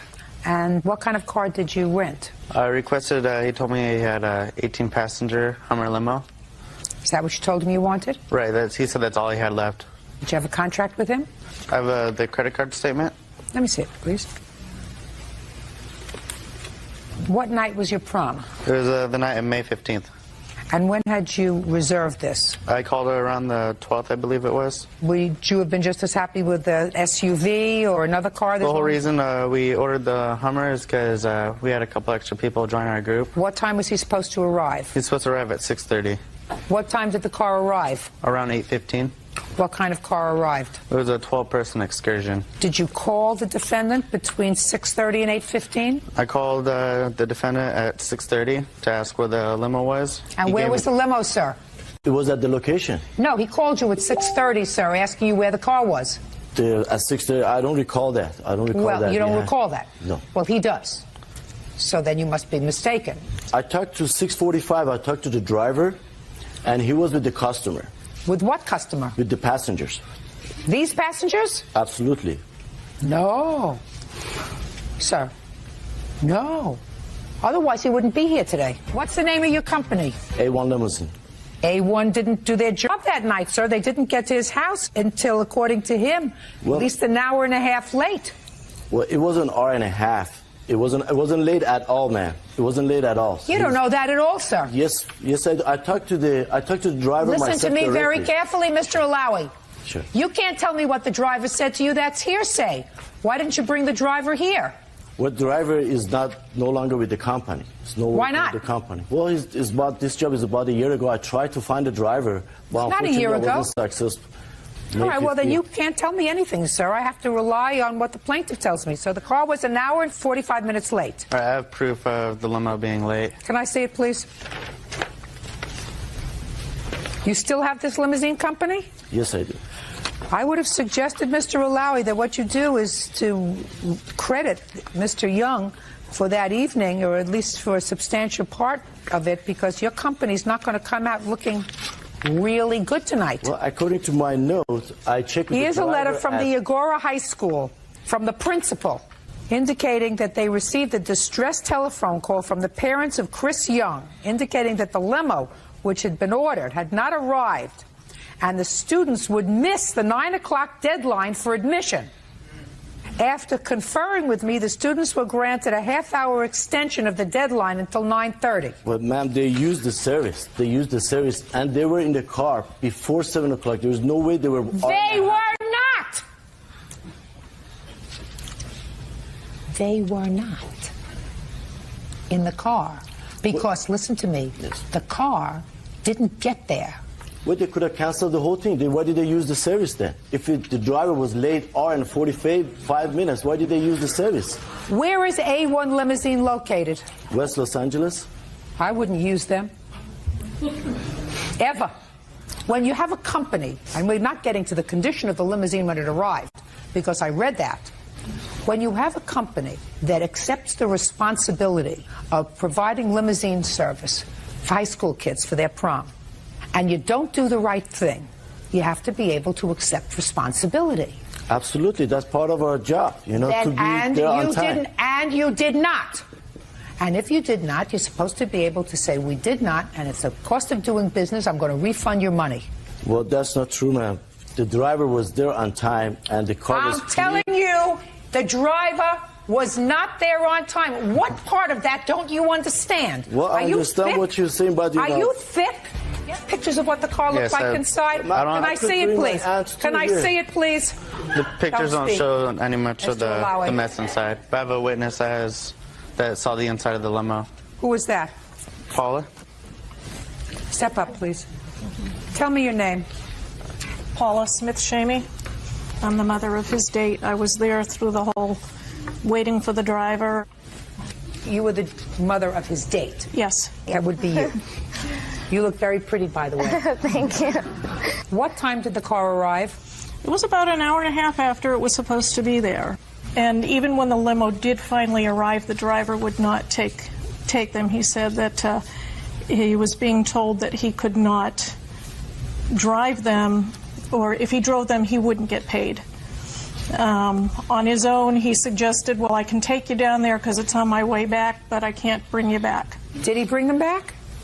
Well, after negotiating, yes, he did take them, but there wasn't enough room. The kids sat on the floor. 2 of the kids were transported by their parents, but it was still very crowded in there. One of the kids was on the floor. Could you describe to me what the limousine looked like? It looked like a party vehicle. It was leopard print with mirrored ceilings. There was cans on the floor. There was dirt on the carpeting inside. And it was Was this one of your regular cars, Mr. Alawi? That's the answer, yes or no. Was this one of your regular cars? No, ma'am. You subcontracted for this car. That's correct. Judgment for the plaintiff in the amount requested, which was $1,356.25. Mr. Alawi, I'm going to tell you something, sir. You make a big mistake as a businessman. As a businessman, you certainly don't air your dirty laundry in front of 10 million people. That's all. Parties are excused. You may step out. It was dirty. There were soda cans all over it. During that time, the prom, everybody looking for that type of car. We didn't get anything to drink because the cups were already used. Maybe you got dirty after they used the service. We were so have a good time. We didn't let it bother us. Just wasn't what I expected for my senior prom. And now the next case. All parties in the matter of Ramos versus Kearney. Step forward, please. 19-year-old salesperson Aubrey Ramos is suing her ex-boyfriend, 25-year-old tow truck driver Tim Kearney, for a loan to pay a marijuana fine and for a cell phone. Ms. Ramos, the defendant is your former boyfriend. You claim he owes you for some tickets that you paid off for him and a cell phone. Yes. And he says that he paid you for the loan for the tickets, and he doesn't owe you anything for the cell phone. Loans. Let me hear. All right, as of 11/13 of last year, Tim asked me if I could pay a ticket that was amount of $600. It was for possession of marijuana, and I had just received a credit card at that time, so I said I would go ahead and do that. He also said he would pay me every week, $50. And did he do that? For about 2 weeks, he paid me, and then it was every other week, and then it was whenever he had the money. Well, who kept the record? I kept the record. Let me see the record you kept. I don't have, I mean, I calculated it on paper. I don't have any proof other than what the credit card states. No, you said he paid you. So if he paid you and he paid you for 2 weeks and then he skipped a week and then he paid you the next week and then he paid when he could, somebody had to keep a record of when the payments were made and what there is. How do you know what the balance was? Are you guessing what the balance is? No, I'm not guessing. I totaled it up and... Well, show me from what you totaled it up. I just kept it on a scrap piece of paper that I do not have. Oh, okay. What else? Then, February 21st of 2004, Tim wanted to join my phone bill, have another line on there. He said he would pay me every month that the phone bill was due, and that if we stopped dating, he would still pay the fee every month. He then decided to break up with me a month later, and he kept paying the bill for another 2 months. His girlfriend and I got in a confrontation over the phone, so I turned off his phone the next day. There's a $200 cancellation fee. He told me that he did not owe me any more money for He doesn't owe you any money. He kept his end of the bargain. Not at all. Shh. Do I look like I need some help? When you lend somebody money, you keep records. Courts don't deal in guessing. Mr. Kearney says that he has, in fact, paid you back all but $50. Yes, ma'am. Is that right? That's correct. Now, he doesn't know that either. He's just making that up. You don't know how much he owes you because you're just making it up. Because if you had scraps of paper, then you would have brought them to court. You didn't. When you make a business, a contract arrangement with somebody, even if it's an oral contract, you keep records. Otherwise, you're asking courts to guess. Courts don't guess. Mr. Kearney says he owes you $50. You can't prove to me that he owes you any more than $50. So you get $50 on the loan for the ticket for the marijuana.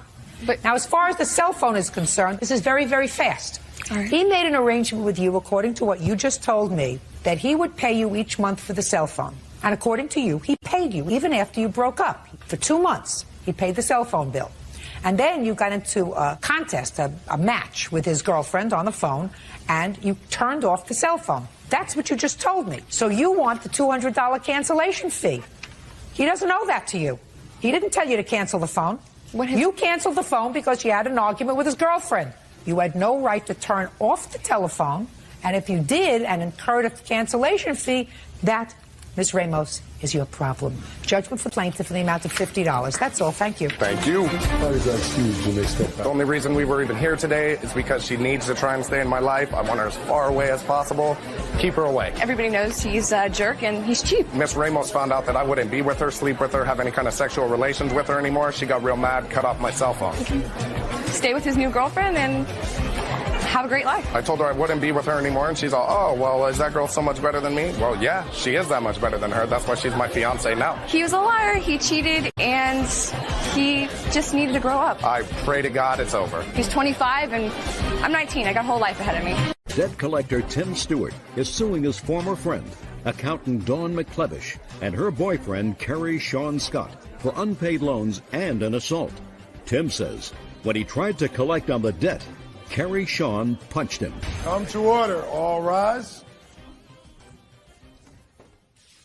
Your Honor, this is case number 302 on the calendar in the matter of Stewart versus McLevish Scott. Parties have been sworn in. You may be seated. Sir, have a seat. Mr. Stewart, Miss McLevish was a friend of yours. Yes, ma'am. And with regard to your lawsuit against her, you claim a loan. Yes, ma'am. With regard to Mr. Scott, who was her boyfriend, you claim that when you went to collect that loan, he assaulted you. Yes, ma'am. Causing you to have injuries which required medical treatment, and you want a substantial amount of money for your pain and suffering as well as your medical bills paid. Yes, ma'am. And you want Miss McLevish to return the money that she borrowed from you. Miss McLevish acknowledges that you gave her money, although not as much as you say you did, but she said it was a gift. And Mr. Scott says that he did in fact hit you, but it was in self-defense when you came to their home drunk. That's your defense. Is that Yes, correct, sir? Who is this gentleman? This is Detective Kenner. Okay, Mr. Stewart, how did you know Miss McLevish? She actually worked for my brother. Did you also work for your brother? Yes, ma'am. What kind of work does your brother do? Collection agency. And how long had you known her before you made her this loan? I believe like a year and a half. Did you just have a friendly relationship, or was it a social relationship? We had a friendly relationship. I mean, my kid would babysit her kids. I mean, we'd have barbecues together. Me and Kerry Sean would work out together. I mean, basketball. Kerry Sean is Mr. Scott. Yes. Tell me about this loan. When did you make it, and what was it for? On Sunday, I believe it was either Saturday or Sunday, she came to me, and it was around Easter Sunday. I'm sorry, I think it was around fourth month. She didn't have money to get the kids Easter baskets and dresses and, you know, go out for food and that. Which she came to my house, it was just her. And then I wrote out a check. You know, I had no problem with doing it because we always lent each other money. How much did you? $350 at the first time. $350, and you have the canceled check? Yes, ma'am, I do. Okay, can I see it, please? Yes, ma'am.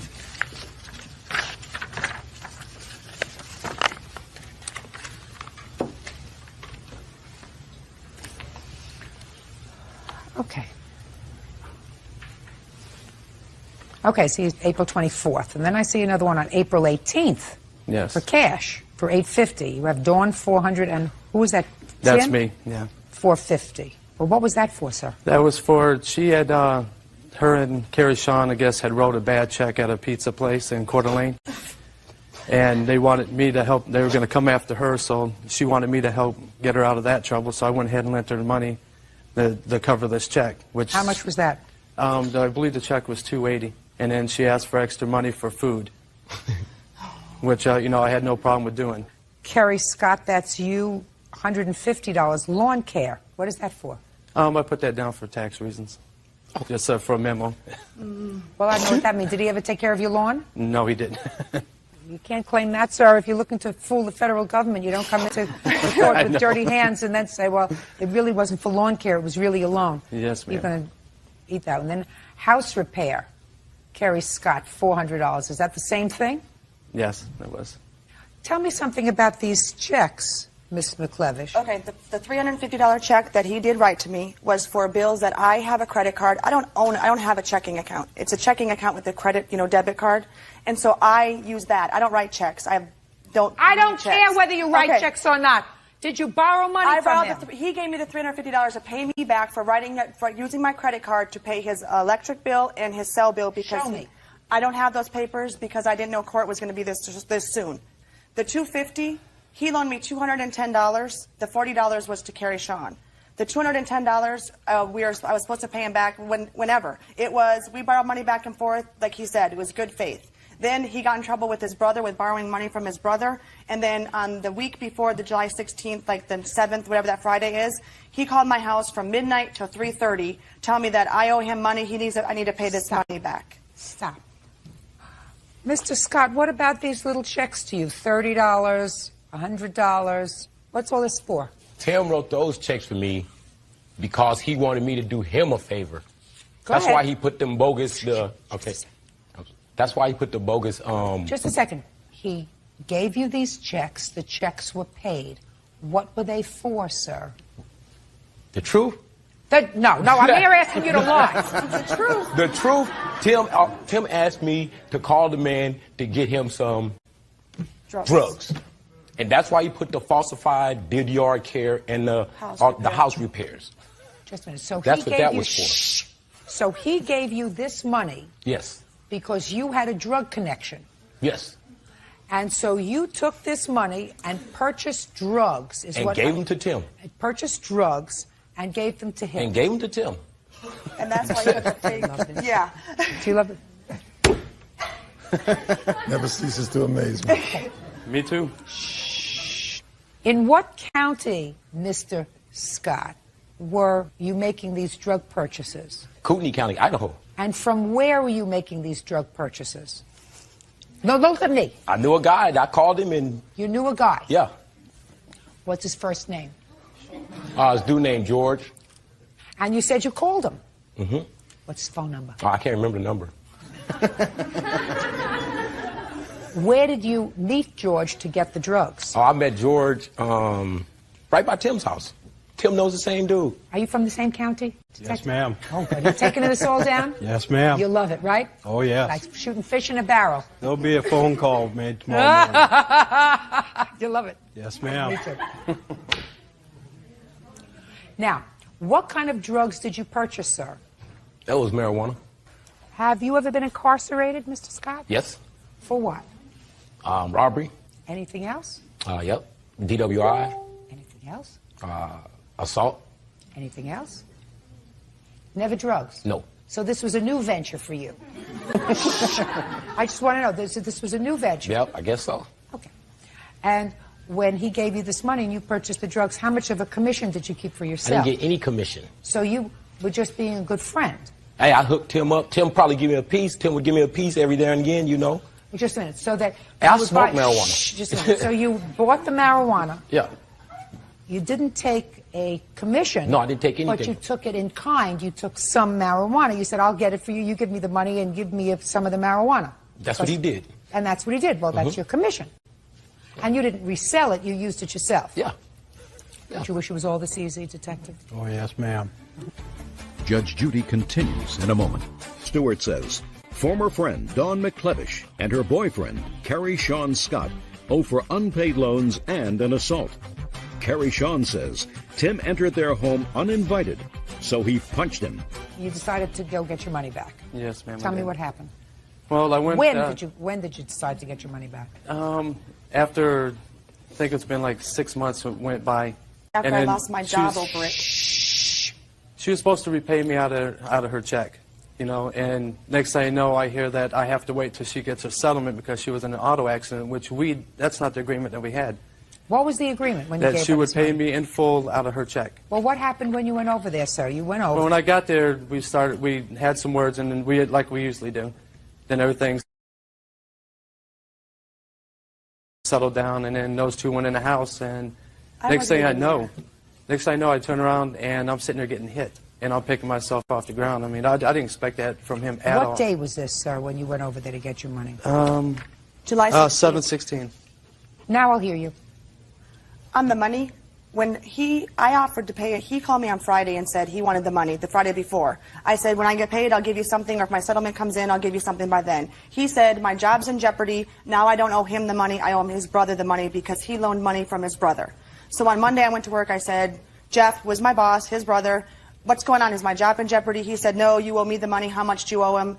I told him it's none of his business how much I owe him. He said, Tim owes me $1,100. I said, it's not that much. He said, well, Tim owes me, I want you to pay me. So when I got paid, my settlement didn't come. So when I got paid on Friday, I went at lunch, got $100 out of my check. I went to office to give it to Jeff.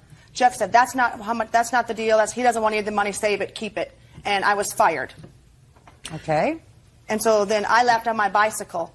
And then that's when I wasn't even home when these two had an incident. I was on my bike on my way home. Then I'm going to Mr. Scott. And Mr. Scott's going to tell me what happened when he got there. Tim called me. Well, Jeff called me first. That's Tim's brother. And he told me, he had threatened me on the phone. He said I wasn't safe. And then like 3 minutes later, he calls me and said he was on his way to my house to talk to me about some money.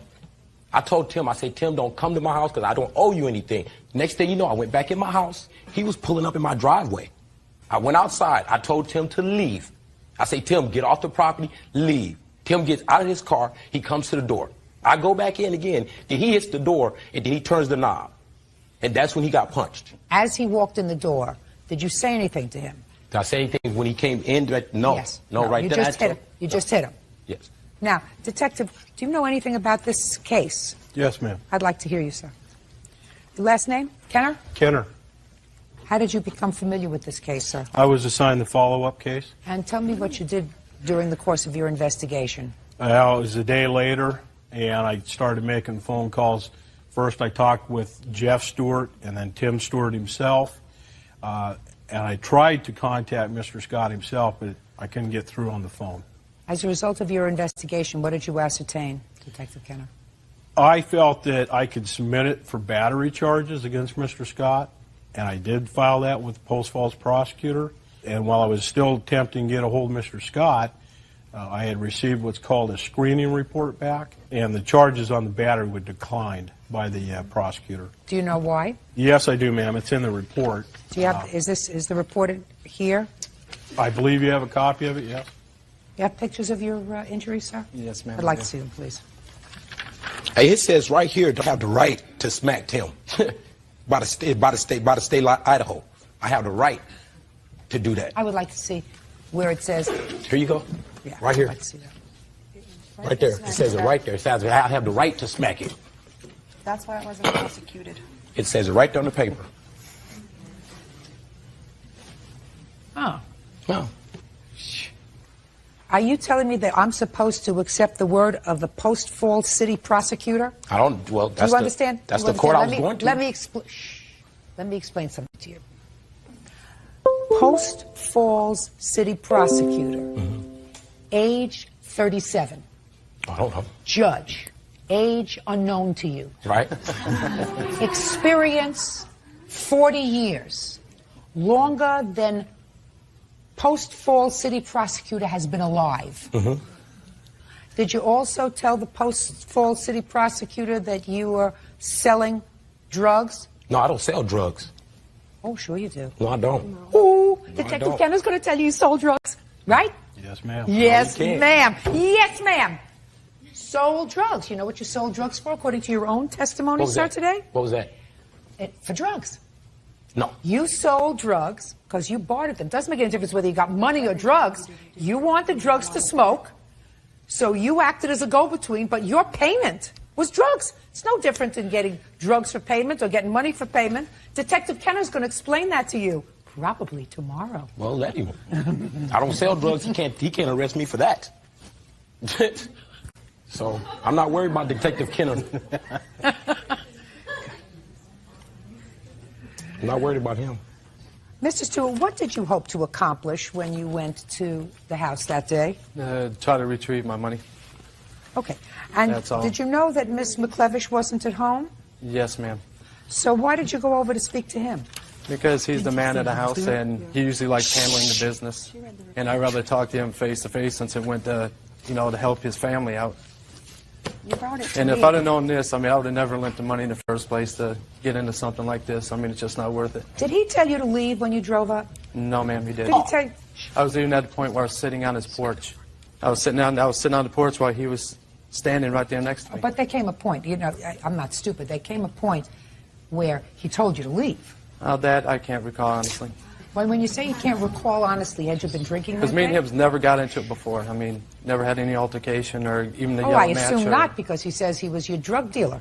Not So drug that's dealer. from his Right, own, that's his own words, that he says he was your drug dealer, and that you'd never had any words. And I don't even smoke tobacco. I understand, that's what he says, Yeah, I know. right? So he was your buddy. Yeah, he was my When buddy. did he stop being your buddy, Mr. Scott? Hey, that day when he came to the house, when he called threatening. He didn't threaten you, you said it was his Jeff, brother. Yeah, his brother did. But then not he called. him. But then he comes down the street. He comes down the street after I get a phone call from his phone, and all of a sudden he got his phone. He was sitting right there with his brother. But I don't understand why you said you went running out and told him to get out of here, get out of here, get out of here. Why would you do that initially without asking him any questions? What's the matter, guy? What are you so upset Because I about? already went through that Friday before when he was calling the house at 12 o'clock till 3 in the morning asking for money. And he called before asking for money because And Tim your said, girl- he said, just give him something. And He what? said, give me something. I was like, what do I owe you? That's why I asked him, what do I owe you? And what did he say? He kept saying Don. He kept saying Don owes this, Don owes that. I say, man, you guys been loaning money for the last year and a half back and forth. Nothing They to don't do with never him. put no dates down there. They get the money and they pay it back off. Yeah, but it sounds like a civilized conversation. Mm-hmm. Was it?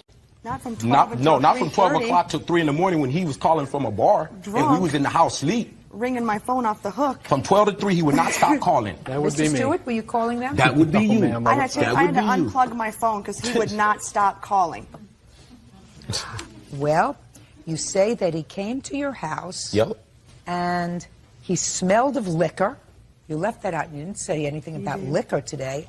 I realized he was trying to break in the front door. I went to open the door and he came at me, smelling of liquor.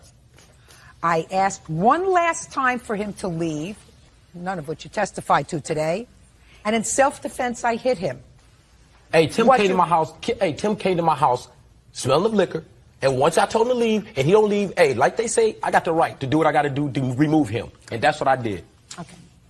I find after this hearing that the defendant, McLevish, owes the plaintiff, Mr. Stewart, $750, and that despite the fact that despite the fact that the post-Falls City prosecutor elected not to prosecute this case for assault, that Mr. Scott had no right to hit the plaintiff, that the plaintiff had not previously threatened him, that they had an ongoing relationship, that Mr. Scott did in fact open the door and without telling him to leave, which he testified to a moment ago, that he did not tell him to leave the house when he came in, despite the fact that his answer says he did, despite the fact that in his answer he says he smelled of alcohol. There was nothing in his testimonies to suggest that Mr. Stewart smelled of alcohol. He assaulted and hit him twice, and I find that he had absolutely no right to do that. And for that assault, I am awarding him $2,500. 052 $3,250 judgment for the plaintiff. Thank Right you. on, Tim.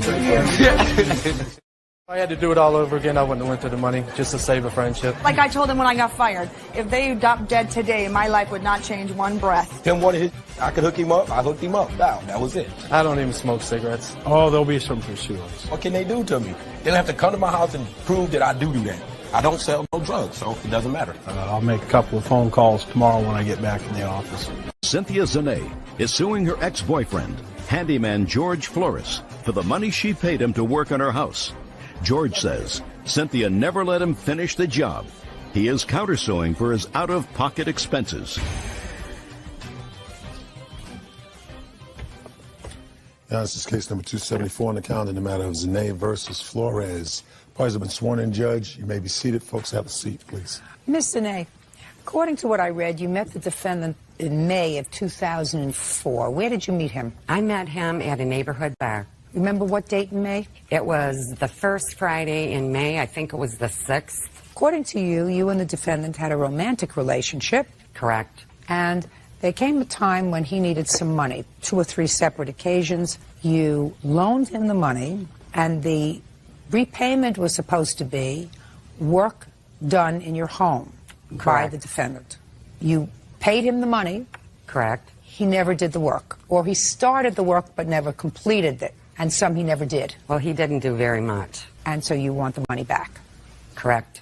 Mr. Flores says that there was never a romantic relationship that existed between the two of you, that you hired him to do work in your home. He performed the work. You never paid him. And he's got a counterclaim for that work. And both of you have claims against each other for harassment. Each of you say the other is harassing.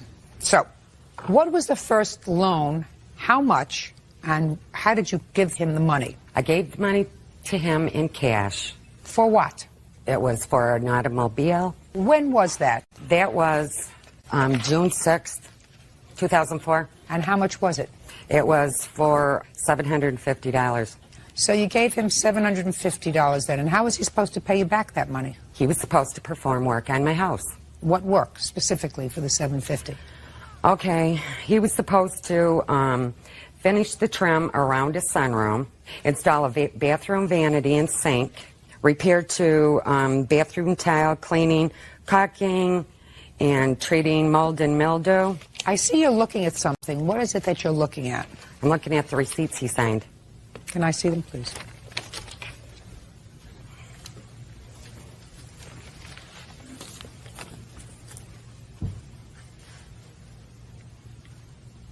Did he do any of this work? The only thing that he did, he mowed the lawn one time. He cut down a tree in the front yard. He power washed the front of the house. And when did he perform this work? Probably June 5th, maybe the 4th. First week in June. Look, I asked you when the first money that you gave him was. You said it was June 6, 2004. You gave him $750 for a car. Mm-hmm. Okay, $750. Here's the receipt, and I have it dated 6/21/04. Mm-hmm. And he was supposed to finish trim around the sunroom, install a bathroom vanity, and he signed this thing, and you signed it, and it says paid in advance. But now you say that he did this work on June 4th. So he did the work. He did part of the work. Okay, so he did part of the work. Right. Good. Now, when was the next time you gave him money? The next time I gave him money would have been a week later, maybe 10 days later. Now, when did you start to have a romantic relationship with Mr. Flores? Probably the second week of May. Well, tell me about the nature of your romantic relationship. The nature of our romantic relationship was he told me he was unmarried. Did you go out for dinner? We sat at Chili's one day, and he told me he was divorced in April 2004. Did you ever take her to Chili's, sir? Chili's? Chili's restaurant. Never. Never? Never did. Not a Chili's restaurant. Never Did you ever take her to any restaurants, Mr. Flores? No. Oh, it's not it. Listen to me, Mr. Flores. I know everything. No, ma'am. I only went to one to Jackie D's. That was on the 19th of August. That's the last time we went out together. And Mr. Flores, you're not following what I'm saying, sir. Okay. Maybe we're having a communications problem. Okay. Did you ever go out to eat with the plaintiff? Yes. Yes, I did. Mr. Flores, you don't think that you're smarter than I am, do you? No, ma'am. Shh. You're not. So that when I ask you a question, you would do well to answer the question directly, truthfully the first time, so that you and I don't have to do a dance around the truth. Do I make myself clear? Correct. How many times were you and the plaintiff out for dinner? Like two or three times. Okay. And of the 2 or 3 times, according to you, the one place that you never went was Chili's. Exactly. Where did you go when you went out for dinner? Jackie D's. Do you remember the days that you went to Jackie D's? Exactly. 19th. That was the last time, sir. That was before the last that. time. And before that, I went out with her to another place. I can't recall the name of it. And do you remember about what time you got home? Yeah, I believe I got home around 12:30 or 1 o'clock. Now, at the time, Mr. Flores, you were living with whom? My wife. Where did you tell your wife you were on those evenings, Mr. Flores? I told her I was out in a business. You told your wife you were out on business? Yes, with the lady I was working on. No, Mr. Listen to me, sir. Okay. Your wife is not an idiot, is she? No, believe me, she's not. Right. So when you were out until 12:30 or 1 o'clock in the morning, you wouldn't have told your wife that you were out with a lady discussing cleaning the mold out of her bathroom, right? So you told your wife that you were out on business, correct? Yes. And that was a lie. Is not an answer, Mr. Flores. No, it wasn't a lie. She had called me the same day to meet her in Jackie D's so we could discuss about the payment of paying me for the job I did at her house. How long did that take, Mr. Flores? That took us at least an hour or two. We had a couple of drinks. We sat down, and next thing you know, it was like around 12:30, 1 o'clock. We got into an argument. She left me there. I had to call my brother to pick me up, and that was it. Well, just a second. Why was that? How did you get there? She picked me up. Picked you up from where? She picked me up from the well, the wishing well. What's the That's wishing the well? neighborhood bar where I met her in the beginning. So she picked you up at one bar and you went someplace else Yes. to discuss it? Yes, ma'am. Why didn't you discuss the payment at the wishing well, sir? Because she didn't want to stay there. Miss Flores, That was it. is that you? Yes, You ma'am. understand that he's full of baloney, don't you? Huh? Yes, ma'am. Good. I just wanted to make sure that we understand each other. Judge Judy continues in a moment. Cynthia Zane says ex-boyfriend George Flores owes for the return of money she paid him to work on her home. Cynthia says George lied about being divorced. Now, so you advanced him in total $3,000. Yes. And he only performed part of the work. Right. And after the romance was over. After he did the first? Oh, no. This went on until August 22nd. August 22nd was the last time I seen George. Well, tell me about August 22nd. August 22nd, we went to Jackie D's, and that's when we got in the argument because I confronted him. He knew that I was on the case about him being married. He kept denying it over and over, and I just didn't buy it. And that was that. I just didn't want anything to do with him after that. Well, how did you find out he was married? I got a tip from somebody, and then I went to the records in Pasco County, and I got his address, and it says George W. Flores and Letitia Flores, and it gave the address. So that's how I knew how to serve him the papers. Okay. Now, tell me about the harassment. The harassment? Yeah. Basically, the harassment didn't start. I have call logs. I shared a phone with him, with Sprint. He had, shared minutes. I gave him my phone. You gave him a phone? Right. Is that right, sir? Yes, it is. Why would she give you a phone? To keep in contact with her, to finish up on a job. This many times a day highlighted. I tell you, because I had no phone for her to get in contact with me whatsoever. You were living home with your wife. Yes, I was. Why couldn't she call you at home if this was a business proposition? I do not have a home phone. That's the reason why she has a home phone. Just a second. Your wife doesn't have a home phone? No, we have a cell phone. Well, if she had to get in touch with you, and if the only phone that you had was a cell phone, why didn't she call your wife and say, listen, I'm a client of your husband's? Because of the fact is, she kept all the time shutting off the phone that she had bought, and the one that my wife had was always only for emergency purposes. And that's the reason she got the phone from me, because I told her I couldn't call her from my wife's phone. What kind of work do you do? Me, I'm on SSI, ma'am. What's the nature of your disability, Mr. Flores? Mental depression. How long have you been on SSI? 10 years. You have children, Mr. Flores? Yes, I do. How old are they? My oldest is 10 years old. Yes. And the other one's 7, and the other one is 5. So you're not that depressed? Huh? I guess not. I guess not. Yeah.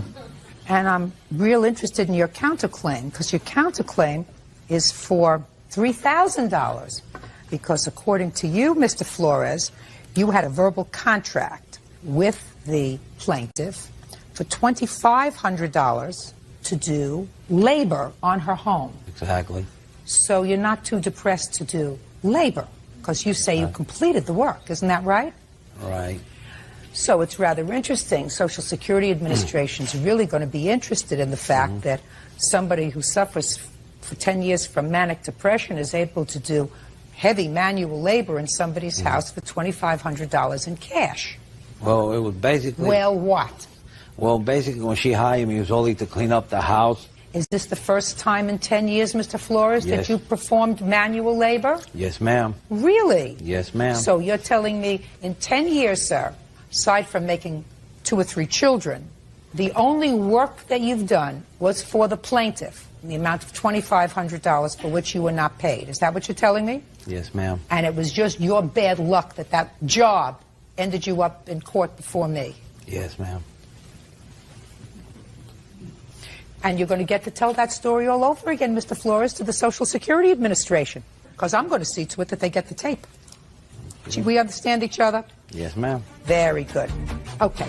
I just want to tell you this. It's very hard for me to put a dollar figure on the work that he did. Gave him $3,000. Let's say he power washed the front, he power washed the driveway, he cut down a tree in the front of the house. So you figure, even if he was a very high power person, he would be entitled to $1,500. You deduct that from what you paid him, which means that he owes you $1,500 because you gave him the money.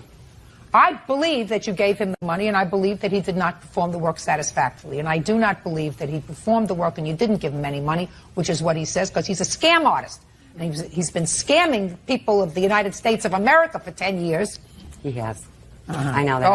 Oh, you know that? I know that that. because in his spare time he goes to Mickey D's or Dickie D's or wherever he goes to drink. Judgment for the plaintiff in the amount of $1,500 on a claim. His counterclaim is dismissed. Thank you very much. That's all.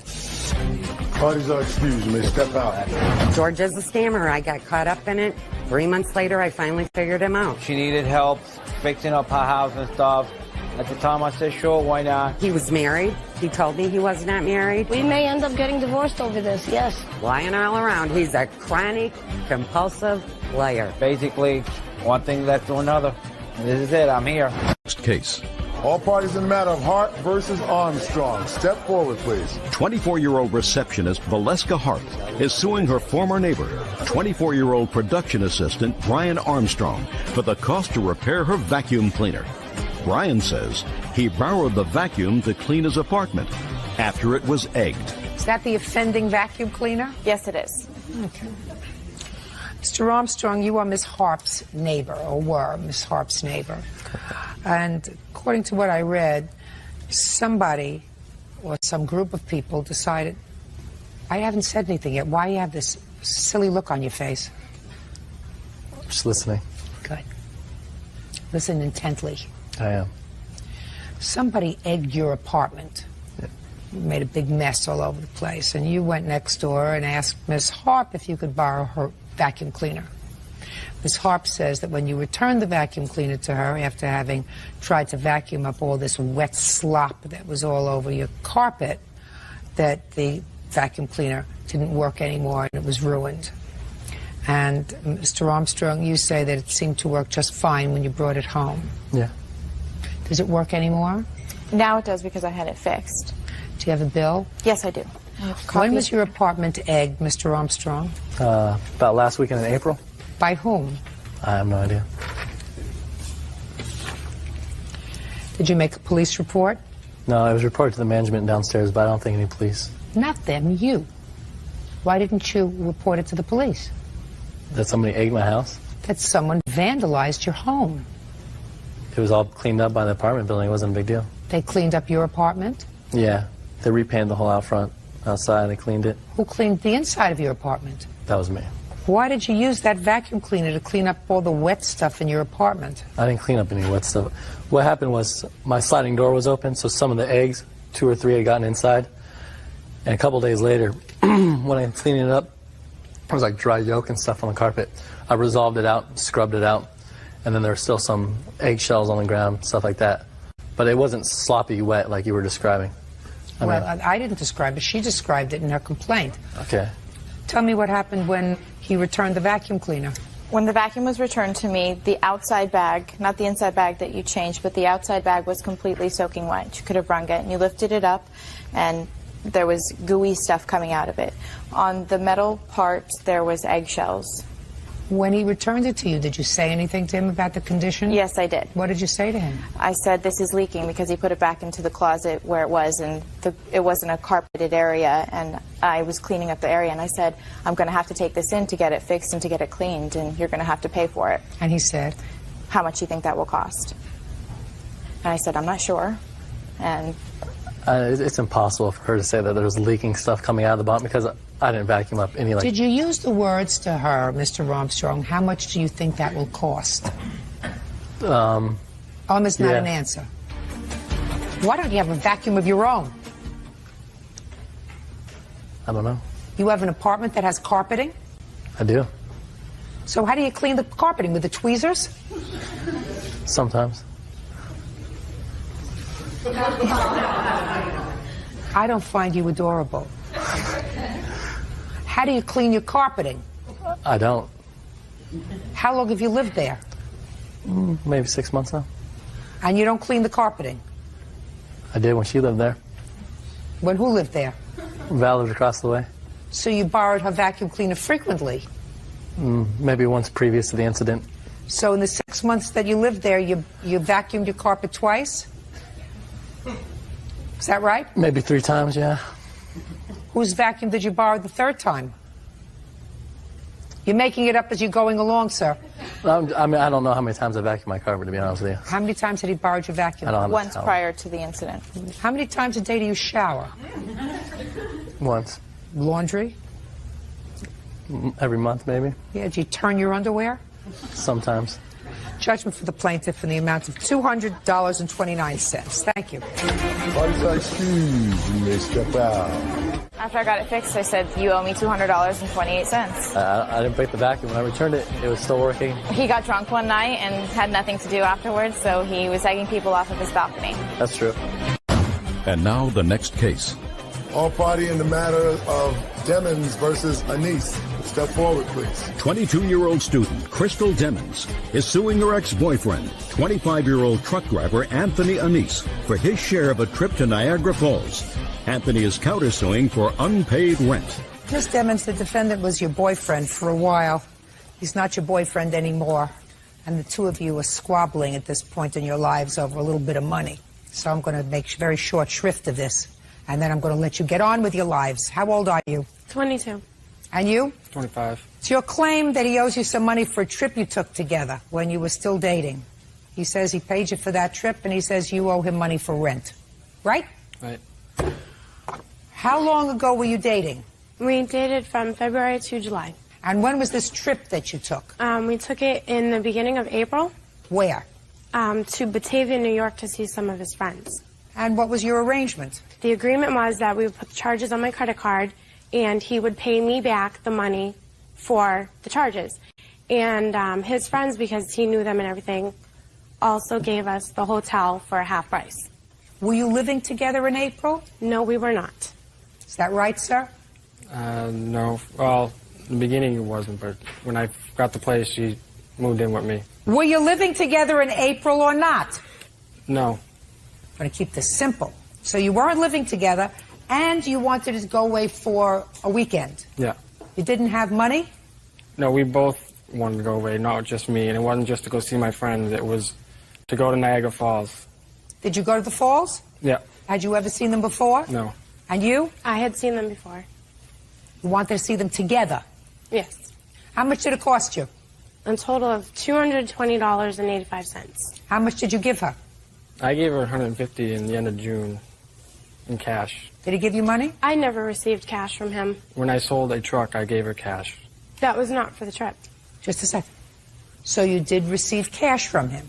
Yes. At the end of June? It was not for the trip. What was it for? I had I got conjunctivitis. I work with kids, and I missed a month of work, and I was falling behind in my bills, and I was going to ask my father for help. Tony offered to give me a little bit of money towards some of my bills that are my regular bills. They had nothing to do with this trip. And he gave me that amount, and I went and I had asked my father for the remaining amount to pay my bills. All right, so he gave you $150? Yes. Get over it. Now, you want me to deal with you and the rent you say she owes you? I'm listening. Well, when she moved in, when I got a place... When did she move in? In the middle of May. She stayed with me until July 4th, and I kicked her out. What happened July 4th? I had a problem with her, so I kicked her out. What kind of problem did you have? A friend of mine caught her in someone's vehicle. Okay, so when she told me she was with somebody you thought else. she was with somebody else. She was with somebody else when she was supposed to be at her father's. And what arrangement did you have in May when she moved in, sir? You know, I really didn't have an arrangement with her. I'm only counseling because she's suing me. So you really don't have a claim against her? Not really, no. Perfect, I love it. Easy. So your counterclaim is dismissed, right? Okay. Or you're withdrawing it because you really don't have a case. You just... Well, I have no proof to that. It was nuisance. No, you just said to me you had no arrangement with her for rent. No, I didn't. Because I told her don't worry about anything. Then you had no claim. And I find that you did give her $150 because now she acknowledges that, which is enough to cover your share of the expenses for the trip to Niagara Falls. So your claim is dismissed. Goodbye, have a happy life, get over it, don't bother me. He's accusing me of cheating on him because I got a ride home from a friend's house by a guy, and he had his friend follow me. No, it's not. I mean, she was already sleeping over his house the day after, so. He thinks I cheated on him, and he doesn't know his facts. He has no facts whatsoever, and he has no proof of anything. I asked her where she was, and she proceeded to lie to me some more, saying she was at her father's, and she wasn't. Oh, he had all my stuff packed up and ready for me, and I was like, save me a lot of work.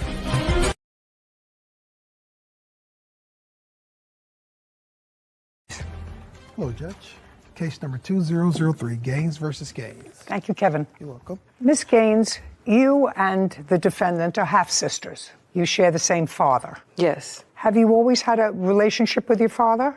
Yes. And you, Miss Gaines? Yes. There came a time when you were living with your dad. Yes. From when to when were you living with your dad? From October 2018 to December 2021. And who was living at the same residence? It was me, my dad, and a roommate, my dad's roommate. No children? Yes, my children stayed there as well. I do apologize. Well, that's important. Sorry. How many children? I have 4 daughters. How old are they? 11, 10, 4, and 5. Were you working? Yes. From 18 to 21? I stopped working in November 2019, and I started back working October 21. What kind of work do you do? I work for United Healthcare. I'm a customer service rep for Optum. Just so that I get a sense, because this is a family issue, you clearly had a life before you moved to your father's house in 2018. Can you tell me why you moved into your father's house in 2018? Because where I was living, the house was smaller, and my dad felt like he wanted me and my children to be in a safer environment. So you had an ongoing, constant relationship with him? Yes. And Miss Gaines, tell me about you. Did you ever live with your father? I lived with my father when I was in the 9th grade. But not since you were a child? No. Did you maintain a relationship with him? I did. Me and my father do mechanic work together most of the time, so I'm at his house a lot. Was that a business that you had together? Just more so for fun, family time. If he needed help, I could go in and assist him. I just used that as extra time. And that was consistent and up through 2021? Yes. So you saw your sister there? Because she was living there with her children? Yes. On occasion, though, her and her kids would be out more often. I would just go and visit my dad when the house was empty and he needed more company and help and assistance. 24 years older than me, so I believe it's like 59 now. Did you see your sister at your father's house in the years that you were living there? She came to visit, yes. And they worked together on mechanical stuff? I never saw that. Me and my sister, we had a close relationship, so she would come over and hang out with me all the time. Okay, good. And then, unfortunately, something happened. You want to tell me when that was and what it was? October, I believe it was the 30th. Me and my sister, we got into an altercation. Tell me the beginnings of it, because each of you claimed that the other harassed, claimed your sister assaulted you, and both of you claimed some damage to automobiles that was caused by the other during the course of these altercations. Okay, so tell me what happened in October. So the Thursday prior to the 30th, which was a Saturday in October, my sister was supposed to come to my house and do my kids' hair.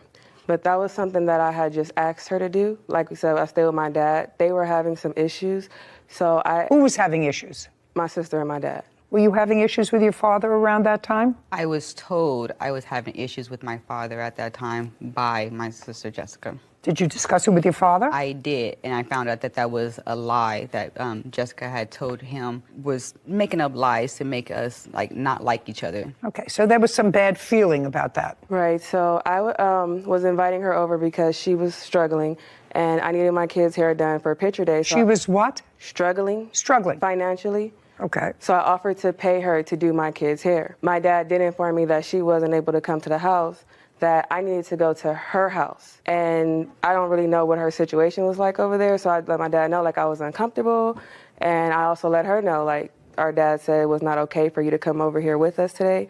And he wanted an apology. He wanted an apology. Father, well? He has diabetes and... Okay, but there's nothing preventing him from coming to court. Okay, well then you can't tell me what he told you because that's hearsay. Did your sister come over to the house on October 30th? Yes. Approximately what time? I believe 11:30 in the morning. Had you had a conversation with her that morning and told her not to come over? Yes. Did you tell her why? Oh, I can't speak on it because he's not here. No. I don't. My question is, did you tell your sister why? Yes. What did you tell your sister? That our dad would not want her there. Is that what she told you? That is what she told me. Did you ask her why? I did. What did she tell you? She told me that my dad was under the impression that I was hanging out with drug dealers and dangerous people, and that he didn't want me around. Did you call your father? I did. And you had a discussion with him? I did. Were you invited over to the house? I called. That's either a yes or a no? No. So now you have information, whether accurate or not, that you weren't welcome in your father's house for whatever reason, or for the reason that was articulated to you. You called your father to confirm that, and your father did, in fact, confirm that. He confirmed that there was a issue between Jessica and I, and that we needed to resolve it. He was not going to get involved with it, but he did not confirm that I was denied access to his house. Well, just from my information, what did you think the issue was between you and your sister? She was lying to my father. Well, no, your father didn't say that your sister's lying to me. Your father had to have indicated to you that these are the things that I'm being told. And you have to resolve that with your sister. Yes. But your father told you not to come to the house. No, he did not tell me not to come to the house. Did he suggest you come to the house? Neither. He neither suggested I come or not to. He just said I should resolve it with her. Yes. Okay. And you went there. You told him? They were both on the phone. Okay. I called his cell phone. Did your sister, then your sister said, I'm going to come over, and you knew she was coming? Yes, she said. Okay, that's a yes. You knew she was coming, so this wasn't a surprise visit. You knew she was coming. Now tell me what happened when she got there. So when she gets there, me and my dad were standing outside already. She gets out of her car. I approach her car. It's a little back and forth, and then... No, tell me the back and forth, and try to keep your voice up. Sorry. So when I approach her car, she jumps out the car. Then she reaches for a taser. So then I close her in the door. And once my dad, we're outside together, he pulls me off the door. She then takes her car, it's a video. She's attempting to run me over with her car. She did manage to run over my foot. I then went in the house. I got a broomstick, like an attachment, like the broom wasn't attached. But I've got the broomstick, and I went outside and I started swinging it at her car. And I damaged the hood of her car and the window. And then she left? No. She stayed at the house. I went back in the house. She called the police, and I'm not sure what happened after she called the police. Well, did the police arrive? My dad informed me that we didn't know what she was telling the police, that when police come, everybody gets arrested. So he said, I had something to do that day, go get a facial at an appointment at 1 o'clock. So I just went ahead and headed off to that. So you left? Yes. You knew she called the police and you left? Yes. Leaving your dad to explain to the police what happened? My dad didn't talk to the police neither. So they just came? As far as I know, they just came, knocked on the door. When I called to see if there was a report made, the police said no report was made. That was it. Okay, fine. So the damage that was done to your car was done with a broomstick handle? Yes. To her car? Yes. By you? Yes. Now, Ms. Gaines, did you have a Where was he? He was exiting the house. She was already, when I pulled up, she was exiting the house. But he was outside? She was already at the sidewalk when I pulled up. Okay. So he was at the door. Well, why don't you tell me your version of what happened when you pulled up? I pulled up. I was recording the incident on my phone. I don't have that recording because it was on Instagram. I didn't want the embarrassment to go on any longer. I tried to screen record it, but it didn't save. Okay, so you don't have video? I don't have that full video. I do have a short video of her actually attacking the car with the stick that she came out of the house with, though. So I do have that. I'd like to look at it. I have the full video. Okay, I'd like to see hers, and thank you for telling me you have the full video. Okay. I think the full video might be more sufficient because I have bits and pieces of the video. Kevin, I'm going to take both. Would you pull up the video that you have on your phone? We're going to go over to my family member's house right now to find out why we want to fight me. She has literally did everything in her possibility to make my dad my enemy. She has moved into his house, told him I'm on drugs. My family have come up with the excuse that I'm on drugs, and that's why nobody has come to see me. Yeah, do it. I'm on live.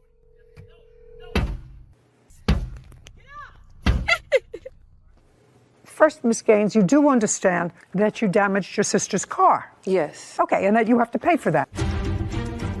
Jessica Gaines claims her sister, Joanne Gaines, vandalized her car and harassed her. Joanne is countersuing for an assault and filing a false restraining order against her. Okay. Ms. Gaines, you do understand that you damaged your sister's car? Yes. Okay, and that you have to pay for that? She sued me for the damages already. She sued you. Did she get the damages? Yes. Oh. She was granted. Okay.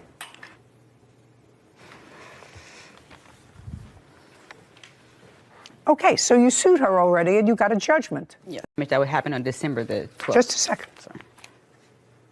Okay, so we don't have to deal with this damage. And subsequent to this damage that you caused to your sister's car, you had damage to your car. Yes. And tell me what that was. So on 3 different occasions, she came to my house and popped both of my tires on the driver's side of my car. Okay. And this was after October 30th? Yes. You'd been living at your father's house for 3 years? Yes. With your children. During that 3-year period of time, was your car ever damaged? No. Did you ever have tires popped on the car? No. Did you confront your sister at any time about the damage to your car? No. According to this, you have a video of her near your car. Yes. On one of those occasions? Yes. I'd like to see it. Before I even look at it, Ms. Gaines, you received a judgment and were compensated for the damage to your car caused by your sister. Mm-hmm. Do you acknowledge that you or someone acting on your behalf flattened her tires? 1 tire. Okay. So you say you flattened them 1 time? 1 tire, 1 time. And when? Right before November. Okay. And what did you flatten the tires with? Knife. So just you one slashed. tire. She did say tires, didn't just she? 1 tire. She said 1 tire, 1 time. Okay. And that was in November? Beginning of November. Did you pay for that tire? I did not. And do you have photographs of the flattened tires? Yes. I'd like to take a look at them. How many times were they flattened? My tires were flattened 3 times. Tires. How many tires the first time? 2. How many tires the second time? Sorry, I just want to make sure. 2. How many tires the third time? A case against your sister for damage to your car on what date? This is the court case I filed for damages for my car. Well, originally I just filed for... When did she file the case, against you for damages to her car? December 16th. And your tires had already been flattened how many times? 3. Do you have a bill for those tires? Yes. Well, I had took the receipt before, so I don't have the receipt, but I have the police report where the police... No, I want to see the receipt. I'm sorry. I need damages. You want damages, you have to show me that you spent money to replace the tires and how much they cost. Yeah, I'm sorry. When I went to court, when she was suing me for her car, I just took the receipts as proof, and when the judge took it, I never got it back. Did you countersue her for the tires when she sued you? No. Well, why would the judge take your receipts for the tire? Because he took all of our evidence at the end of the case. No. The only reason a court would take your evidence is if you had a counterclaim for your damage. I'm new to the court thing, so I didn't know to countersue. So when I had to file paperwork, so when I went to court on our court date, I was just letting the judge know, like, look, she did these damages to me. I didn't file a countersue claim. I didn't know I had to do that. The judge looked at it and didn't return that to you? He said any evidence that we wanted to be taken into consideration to leave it with him, and I left it with him. And what kind of tires did you purchase? I believe they say Bridgestone on them. And what's the name, make, and model of your car? It's a 2005 Cadillac Escalade. Can you get me any information about that, Sarah? Cost of cars, 2000 Escalade, what kind of tires it uses? Okay, so the harassment that you're talking about by your sister, because that's the other part of your claim. The vandalism is one, which Sarah is looking up now. The damages for harassment were the tires being slashed, is that right? A part of it, yes. Well, what's the other part? Well, when I filed for the restraining order, the judge said it sounded like a family matter, so it didn't. So the court dismissed it? Yes. So on December 24th, which was Christmas Eve, I woke up and my tires were popped again.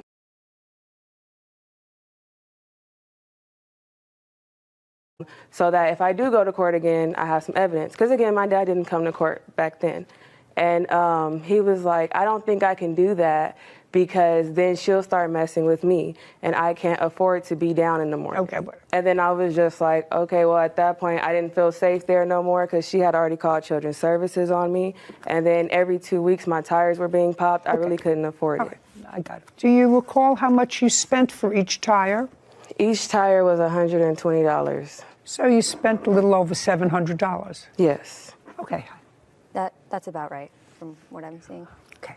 So, Ms. Gaines, let me tell you how I'm going to rule on her request for damages for her car. But I believe that some things make sense and some things don't. And if somebody has an MO of slashing tires as their reaction to having their car damaged, and if you acknowledge doing it and doing it one time, it is not a giant leap from my imagination that you caused the same damage to all 6 of her tires. I don't find that a giant leap. I think the whole thing is foolish, and I actually don't see the basis for coming out with a broomstick, except that you were angry and lashing out at her car. You could have stayed in your house and called the police. There was no reason for you to come out of the house at all, except to confront your sister. You had an application for a restraining order against your sister? This is correct. And you had a trial on that? This is correct. And you were granted a restraining order? Yes. For how long? 6 months. And that expired? It hasn't expired yet. Yep. This was an incident. It was caused by her coming to my house after court. Okay. And causing more damage. Okay. So I think that she had the right to file for a restraining order, false restraining order. Part of your case was for vandalism to your car, but that was already done in another court. That was part of the first case. We've been going since October. Okay. Jessica Gaines accuses her sister, Joanne Gaines, of slashing her tires. Joanne claims she needed to file a restraining order against Jessica. Okay, let's get to the assault part of your claim that I would like to hear. First, I watched the video, and I have to tell you, Ms. Gaines, that in my judgment, what you took a big whiff of was a blunt. Is that what they call that? That is. Okay. And that's what was in the video, and that's while you were on your way over there and very, very angry and driving a car and lost in a sea of smoke. Do you understand? And I think that that's both foolish, bad judgment, dangerous, and dangerous to drive a car that way. I agree. I'm sorry. And shows an absolute lack of judgment. So I would think about that kind of behavior. Again, if I were you, you want to tell me when and under what circumstances your sister assaulted you and where you were hospitalized or treated medically? When I pulled up to the house, she had asked me to jump out of the vehicle. How did she ask you to jump out of the vehicle? She was standing on the sidewalk. I was putting the car in park, and she stated, hop out. And I said, okay, I guess we're hopping out. Well, that was sort of silly. If somebody said to you, hop out, I would stay in the car. I'm trying to talk to my dad. I have a... Okay. Well, you talk to your dad later when things have calmed down and you're not high on weed. I understand that you... You got the damages for your car by way of a judgment I've awarded you for the tires $726. $726 for the tires. That's the judgment of the court. We're finished. Thank you very much. This court is adjourned. I only slashed her tires one time, one tire, like I stated. It was fair. There's no receipts that were presented, so they were never damaged. We got it, we got the proof, so. She stated that I ran her over by the car, but she was walking back into her house. Don't feel that way. This is my younger sister. I love my younger sister. I don't wish that this wasn't even going on. I really hope we have a better relationship going forward. I hope this is all over and behind us. Yeah, there's no more family for me, I guess. We're siblings. Siblings go through stuff. So, my Sarah, the case to me, we've seen it before, siblings fighting, very unfortunate. So I'm going to ask you a question because I know I come from a separate generations, 3 down from you. Okay. And I've already accepted the fact that many states in this country have voted in favor of legislation which suggests that marijuana is a legal substance and decriminalizing it. Fine, just like alcohol. Yeah. That's what my grandchildren tell me. You drink alcohol, we do something else. But am I crazy? Because I watched that video, and to me that was the most interesting part of the video. And then she took this big cigar thing, which I found out what those were called back in my family court days. And it's interesting that I could recall it, called a blunt. Tell me what you think. Would it be no different if she took a big bottle of vodka from the passenger seat and took a couple of swigs before she got to a fight? Yeah. Okay, I want your take on that. Yeah, even as a different generation, there's responsibilities and regulations and rules, the same with alcohol. So while it might be legalized, decriminalized in many states, you still have to follow the rules and act responsibly. I think there are different physiological effects. Would you say that there was any jurisdiction in this country where you could smoke marijuana while you were driving? I think it's still considered under the influence, which is just as bad as driving under the influence of alcohol. So I think it impairs your judgment all the same. And showing up to a fight high, I think, is equivalent to showing up drunk. And even if you were going to a party. Yeah, you're behind the wheel of tons. Hi, xin chào các bạn. Chào mừng các bạn đã đến với kênh của mình. Hôm nay chúng ta cùng tô màu cho bức tranh về hình ảnh người bạn trai đang cầu hôn bạn gái nhé. Chúng ta hãy cùng bắt đầu thôi nào. Tô màu này cho vài bạn nữ.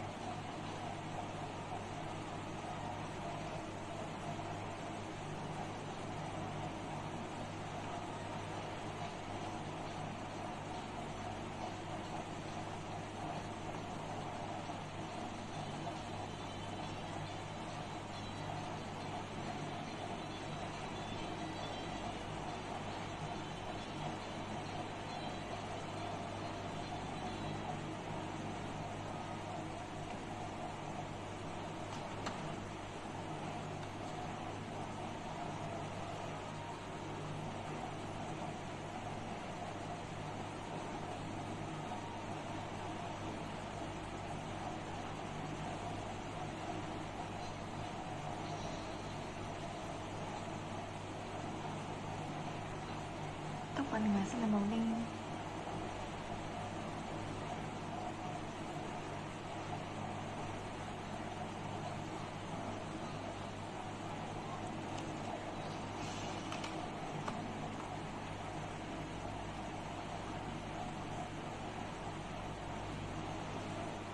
túi là màu hồng.